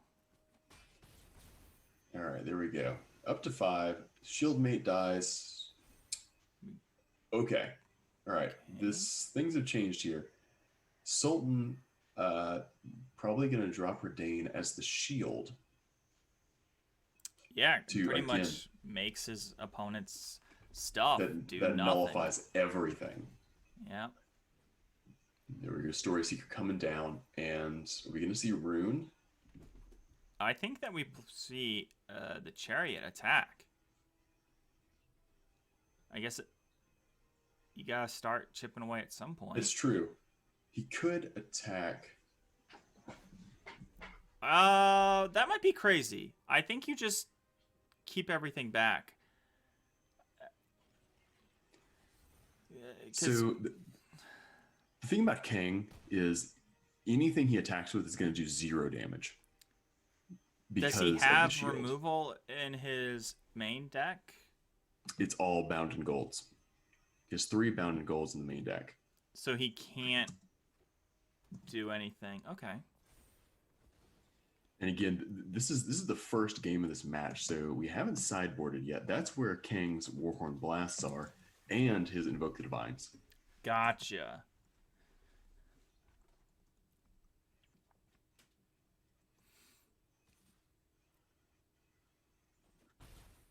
All right, there we go. Getting that life gain. We're not even... They didn't... no trading happening here. Oh, because... Yeah, I mean, Death Touch doesn't really matter. Right. If you wanted to get rid of the creatures. I feel like Sultan's likely holding the Rune of Mortality until Kang drops his Redain. That way it can be... Okay, maybe not. Well... This has happened so much. Oh, I think that... Oh, no, never mind. Moving on. Well, going to get out another... Wow. Building up a defenses here. Building up defenses, but also building up his life total. Oh, now we got something that can do something.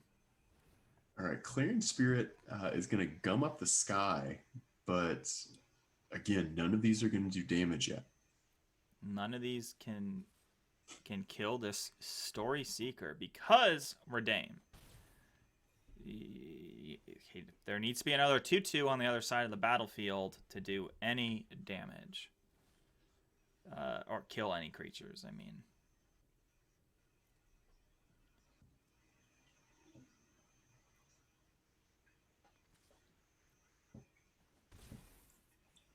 All right, Sultan's slowly chipping away. Yeah, kind of a pain to watch. I feel a little bit bad for Kang, but he did beat Sultan. And binding for just a measly old 3. Is Sultan gonna do binding? I don't think so. I think we just... I think we're just going in for the... It's not the kill, but... Well, now it looks like Kang remembered he can block with his creatures to not take damage. But, you know, who knows?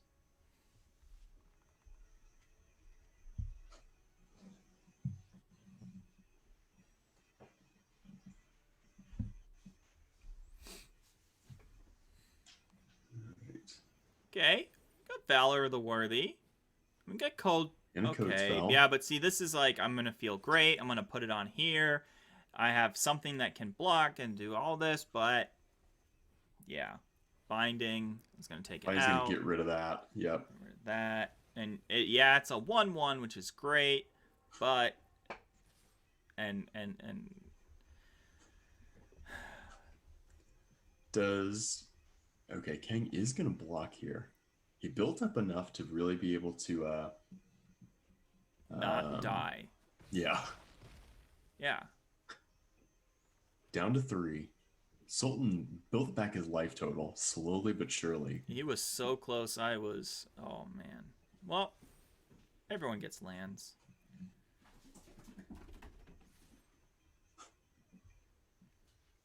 And pretty much no reason to crew the chariot.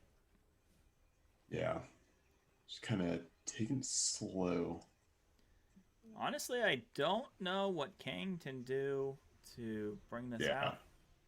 Calling it right there. Minnesota's going to take game 1 here. Game 1 of the final.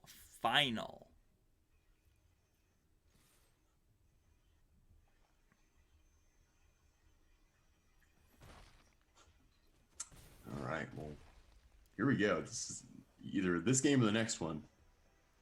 Then we're We'll done. see. We can finally rest. Yeah, Megan texted me and said, "Feed me." Yeah. She is like, She's on it. yeah.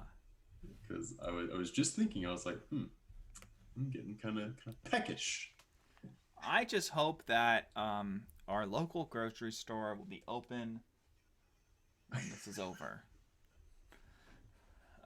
Or I can always get gas station food. Here you go. So I believe that Kang is going to try to win this match. But on the other side of it, I think that Sultan is going to try to win as well. Wow. Yeah. Sultan and Kang. You know what's... You know, I'm just realizing. What? They're the only ones in the tournament that hadn't won a week. You know, you're right.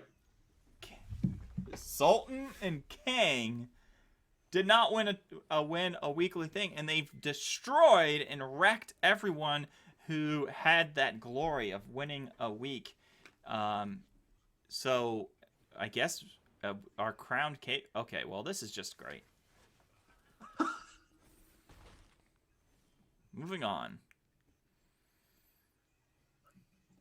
All right, so Sultan is in rough straits here. I think we're likely to see. Well, I was going to say Beskar Shieldmate's going to come out, but what do I know? Nothing. I think, well, it just sets you up for making, I don't know. Anyways, but we've seen this time and time again versus Mana Sultan. This, we see Kang go out fast. He foretell the card. I wonder what card he foretold. Oh man, you know what? Yeah, I think the only one in his deck that does foretell is Warhorn. Warhorn Blast. And I think that's what Sultan's going. Oh wait, he's foretelling? Yeah.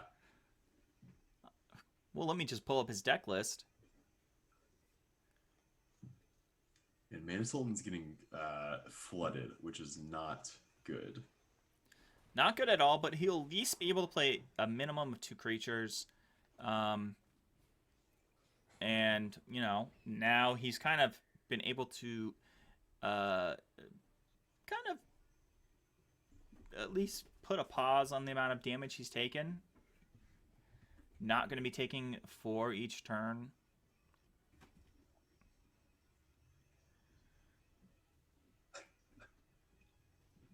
Kang thinking here. Oh man, Clarion Spirit early in the game is.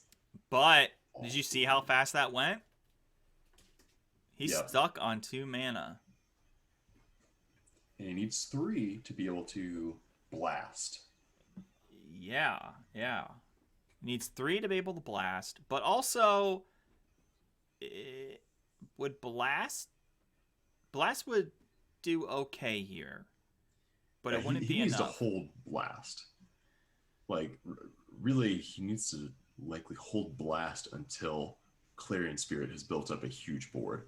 Mm-hmm. Okay, this is the same thing we saw last game, where Sultan put out Chariot before doing Binding. And hey, we thought it was wrong. It turned Yeah. out to be right.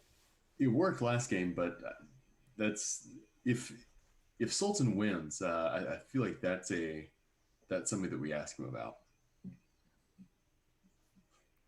And if If you we lose, do an interview. no, we're doing an interview. All right, Sultan not going to block, going to go down to 10.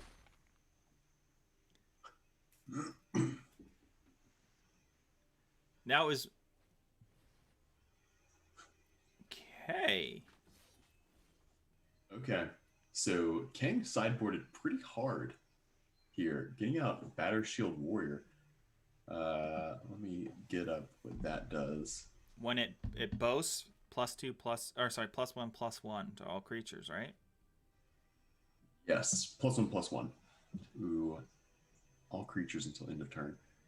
So again, that's another way Kang may be able to boost up damage and kind of get through. That'd be a good target for Binding as well. Yeah. Definitely very likely on this Binding. Although, these raptors are scary. All right, Sultan went ahead and took out the raptor with a counter on it. I think one thing to note is I think it's other creatures. It's not all creatures for Battle Shield Warrior, if I'm wrong. It's creatures you control, so Oh. it would count itself. Would count itself. Got it. Moving on.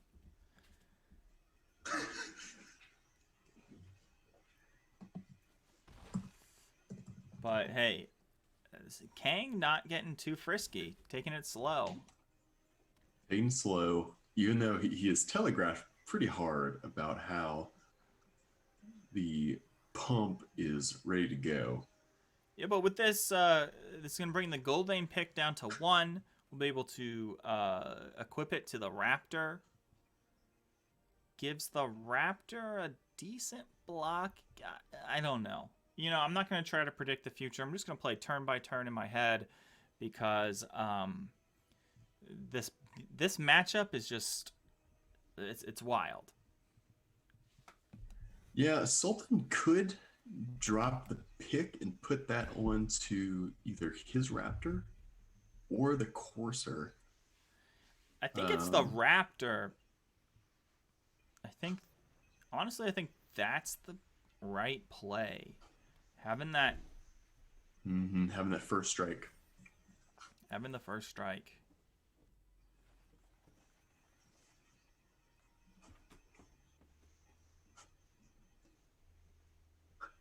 And granted, Sultan's creatures will all have Death Touch next turn, so they will, but it's not a good Death Touch. It's not a good block. Oh, wow. Oh. Okay. Or sorry, So it's not a good attack. Dang. Invoke the Divine at instant speed, taking out the pick. Taking out that pick vine. And, I like to call things early, so I'm going to call it. We're going to game 3. The final possible game. And I think you're calling it too early. I think Sultan, if he can draw the right things, may be able to eke it out. However, maybe not. This might be it. Is there enough flying? Maybe it's not it.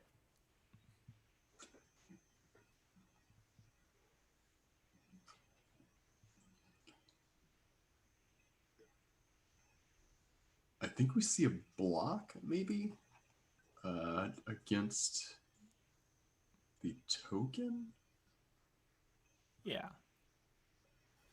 I think that's the bait. You know what Oh. I have. Okay. I do it anyways. I kill your thing. We trade. I don't know how I feel about that, but I don't think it matters with the amount of creatures on the other side. Someone's looking at that graveyard, seeing Seeing, what all came in from the sideboard. yeah. Yeah. King playing it very methodically here. I think this may be just enough. Well, actually, we're going to have a block. Yeah, you have to... And then we make it a chariot activation. It's too late for chariot activation. Oh, because we moved to blocks. That's Move to right. blocks. And that... Oh, man. Batter shield. I forgot all about it. Yep. We're going. Whew. Well, Going to Garden and Grump, we got one more game. One more game. one more game, and a quick interview, and then we can. Whew. You know, Jeez. it's unfair because last time we did this, it was just bam, bam, bam, bam. We had no thinking that we had to do. We didn't have to get stressed out of these games. And then here we are. Oh. Okay, Sultan's bringing in Starnheim Unleashed. Okay.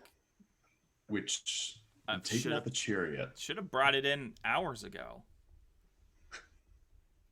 I think the chariot has done nothing good in this matchup. In the 4 games that we've played in the finals, you know?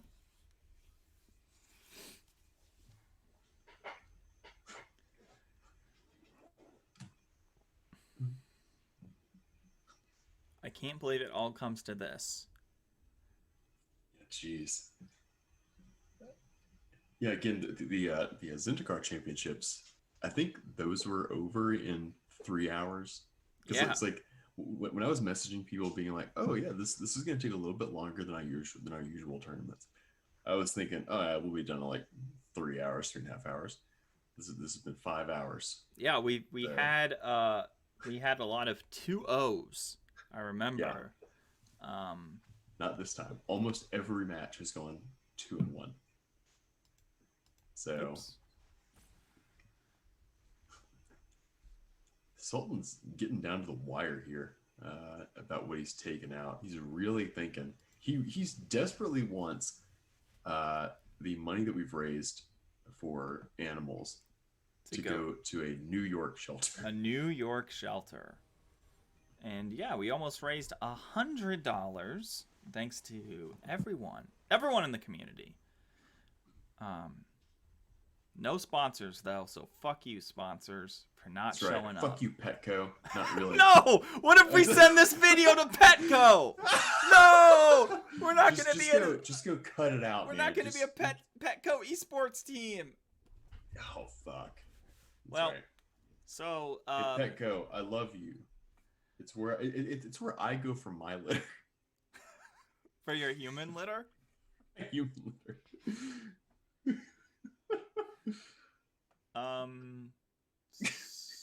So this is not a good hand at all. No, this is a mull right You here. can't have a turn 3 creature. Okay, good. This is actually really great. We got a great hand. He drops. Okay, all right. He has 2 picks. 2 picks. I think what we saw before is I don't like the snakeskin veil, but hey, once again, Snakeskin Veil saved so much previous games with those bound and golds. yeah. We do not have a plains, which is no good. But hey, when Kang doesn't play something on his first turn, when he has 8 cards in hand, great. Yeah. You're happy. I don't know. I feel like King not playing something turn 1 is a ill omen, because it either means he's got Clarion Spirit in hand and is going to play that turn 2, or he's got Raptor and Coastwell Cleric. No, he He's has gonna 14 chain that. lands in his hand. That's where it's at. That's all 14. it is. It's just lands. Kept a land hand.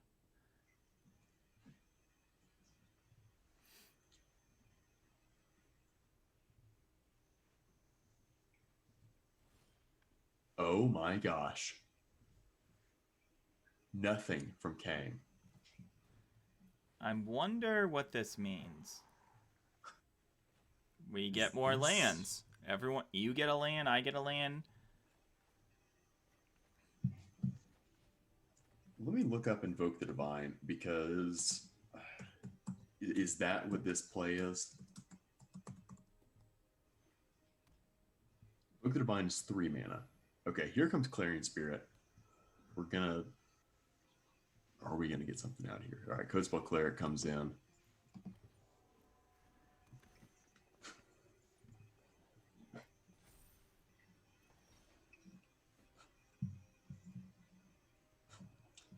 Sultan has options here. Probably going to go ahead and heck, he could play the Raptor and the Pickaxe. That seems good. I think what he does is plays the Raptor and then the Pickaxe. It seems pretty good. Although, I wonder if he does that, does he hold up Veil? He has the mana for it. Does he not equip and hold up Veil? Well, how much does the equip cost? It's only 1, right? Costs 1. Oh, yeah. Yeah, it's 4 mana total. That's math. It's math. I can't math. Quick math. That's the only thing that I think would be holding him back. Although lands are good for Sultan, because he put in didn't he put in his X rare, his rare with the X cost? Starnheim Unleashed, which is going to make all kinds of angels. It's just like, this feels like we're playing a different game now, because nobody has done anything, and this is the first attack, the very first attack of the game. All right, Man Sultan's still getting flooded, but again, if he can get his X spell, it's not the worst thing in the world.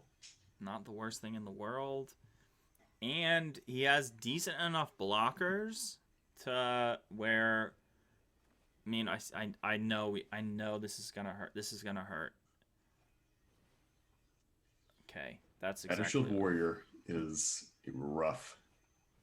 Oh my gosh! And another Coastwell Cleric, an activation from Clarion Spirit. And now our booty is hitting the dance floor. But we don't have an Invoke the Divine.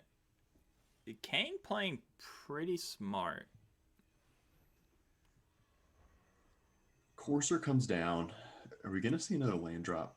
I feel like that's, again, just to get to that need lands. X amount. We need as much lanes as possible. Come on, show me a land. Sultan's very methodical, though, and is always very want to play out information. So he may be holding back these lands, and I hope that doesn't bite him down the line. I just... Can you go ahead and drop? Has enough mana to play Starnheim, or excuse me, Snakeskin Veil. No attacks here. That's the right play. The right play.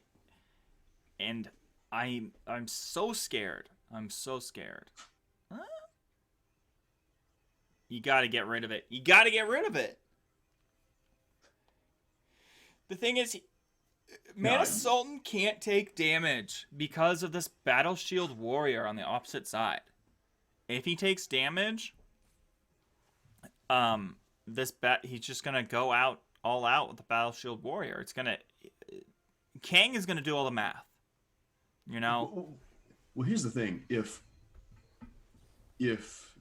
okay, we see Sultan gonna go ahead and before blocks, Snakeskin Veil. That seems like a mistake. No, it's the right move. All right, so Sultan pumps the Battlefield Raptor to 3/4. Battle Shield Warrior will buff to a 4/4. When? Or it'll buff the spirit to a 4/4. How? It's a boast action. Oh, it's not attacking. That's right. That's right. Wow. Wow, Danny. Now the only thing I think you double block here.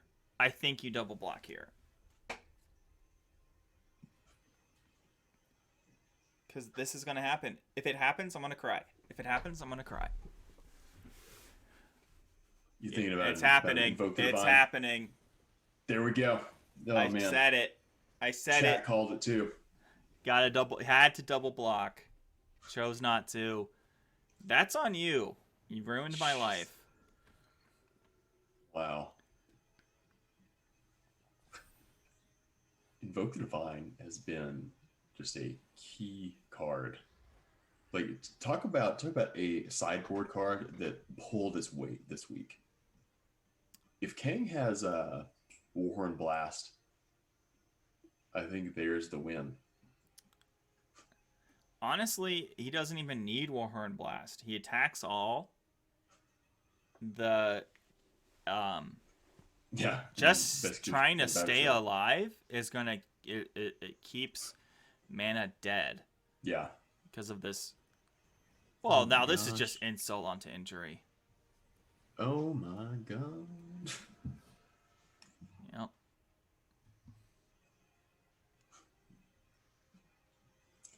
You gotta block the warrior. I can't even do the math, but it is a lot more. The boast is only 1 and a white, so Kang has enough to boast here. Yeah, I think he's doing the math, and it's not adding up and him surviving. 6, 9, 12. It is... Mansultan survives, but it is close. Not double blocking.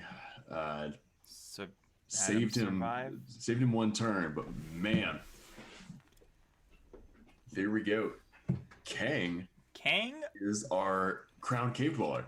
Kang is our crowned cave dweller. Here we are. We got the crowned cave dweller of the Kaldheim Curiosity Champion, Kang. Kang just... Oh, my lord. It's been a long day. Yeah, especially for me. Yeah, seriously. Like, playing 2 tournaments at once and winning one of them. And, I mean, I'm wishing you luck in your other one, too.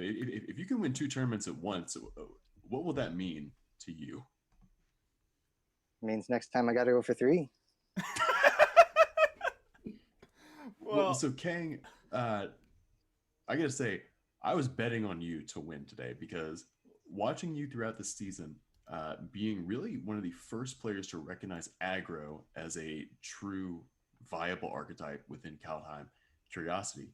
Talk about how you saw that and what you did to adjust. Well, first I started playing Boros, and I was new to the format, so I was just kind of messing around in the deck builder, looking at what I could do. And I saw there was the saga, the uncommon Boros saga, Forging the Tyrite Sword. Mm-hmm. So I just that made me want to build a deck in Boros, so I could essentially play 3 copies of Halvar, because I was like, maybe I could try and cheat the rules a little bit here and play essentially 3 mythics. It's a good idea. So I played that for 2 weeks or so, and the Tyrite sword part wasn't that great, frankly, but the rest of the Boros aggro shell around it was performing pretty well. I was losing a lot to just mana screw because the mana base for the Boros deck was pretty sketchy. Like I had cut down to like 6 mountains, I think, and still it was pretty bad because I wanted to draw almost entirely white land. And the only real power I was getting from the Boros, from the red part of the deck, was Showdown of the Skulls, which is very strong, but a 1/of, and Frostbite, the lightning bolt-esque. Yeah. So I decided I would try a mono white version instead, since that was the most consistent core of the deck, and the other white cards I could substitute in wouldn't be that much lower power level than the red cards I was playing, and they would be infinitely more consistent. Wow. I mean, it's been a long day for us. We've mentioned, the last Curiosity tournament, it pretty much went 2-0, 2-0, 2-0. Now we are in what was the third match, 9 games against Mana Sultan that you played from semifinals to finals to after finals. While you're in the semifinals of another tournament. It's just, oh my brain has been melted that we're here, and it just, it's so great to just like see your deck progress and have it come out. It is. It's a fun community aspect to these tournaments that I've played esport card games before, but this series here that you guys run is unique in the sense that we all actually talk to each other while we're playing the game. So it really captures that paper feel of actually getting to speak with your opponent and you're there. Interact. Yeah, you're there. Well, hey. It's over. There's no more Kaldheim. Well, Kang, let me ask you this: like, do you think you're going to be able to continue this momentum going into Strixhaven? I don't know. I haven't looked at all of the spoiled standard cards yet. Actually, I was thinking about maybe trying something with the aggressive white, the one that gets +2/+2 when you cast instants or sorceries. But I don't know if there's enough support. I'll have to play around with it. I mean, I'll definitely keep playing the format. I don't know if I'll remain crowned Cavedweller, but I'll try. I mean, that's all that matters. As long as you're coming out and having fun, that's right. And we raised $93.65 to. We'll get in contact with you of a animal shelter in your area that money will go to. Yeah. Yeah, it's also. I have one in mind actually. Nice. And if you want, I can send you the squash. What squash? I bought a squash because of the card squash. Did anyone even play that card today? Oral played it, yeah. And Jerome did. Okay. Yeah. But yeah. We'll figure that out. We'll figure that out later. So once again, thank you so much for playing, and you're the reigning champ of Kaldheim Curiosity. Enjoy. I don't know how long you have left in your other tournament, but good luck on that. I think I just lost here because of some mana screw, but okay. Oh no. Yeah. We'll take it easy, all right? All right. You too. Thanks for hosting all of these guys. No problem. Thanks, gang. Well, Nathaniel, this has been a good long day. Oh my god. I feel like there was just so many ups and downs. I probably called 50 wrong plays thinking that games are over, just to how I play the game, just being like, well, that's a lot of math, so I'm not going to think about it. But we saw new decks that are never going to be seen again, because Kaldheim's over. While we do, throwback throwback weekends here and there, we're probably not going to do Kaldheim for a while. Yeah. So we do have a lot of, we will be posting a lot more updates on the Strixhaven coming up. So if you just, keep tuned with our Discord, our chat. Once again, this is a free tournament, a free hangouts, free fun. So, you can check out our website at curiositymtg.com. We have a YouTube, we have an Instagram, we have it all. Everything. And a lot of the people in the community stream. And so if you're like, oh, I can't wait to get more of Zach, he streams. I can't wait to get more of Joey, he streams. Clausies, we have so many streamers, and it's just been so much fun. Yeah, it's gonna be it's not what I'm looking for. But yeah, so it's been a lot of fun with Kaldheim. We're hoping to continue to grow the format. We nearly doubled our player base with Kaldheim, and hopefully we can continue that. Going to Strixhaven. Onto.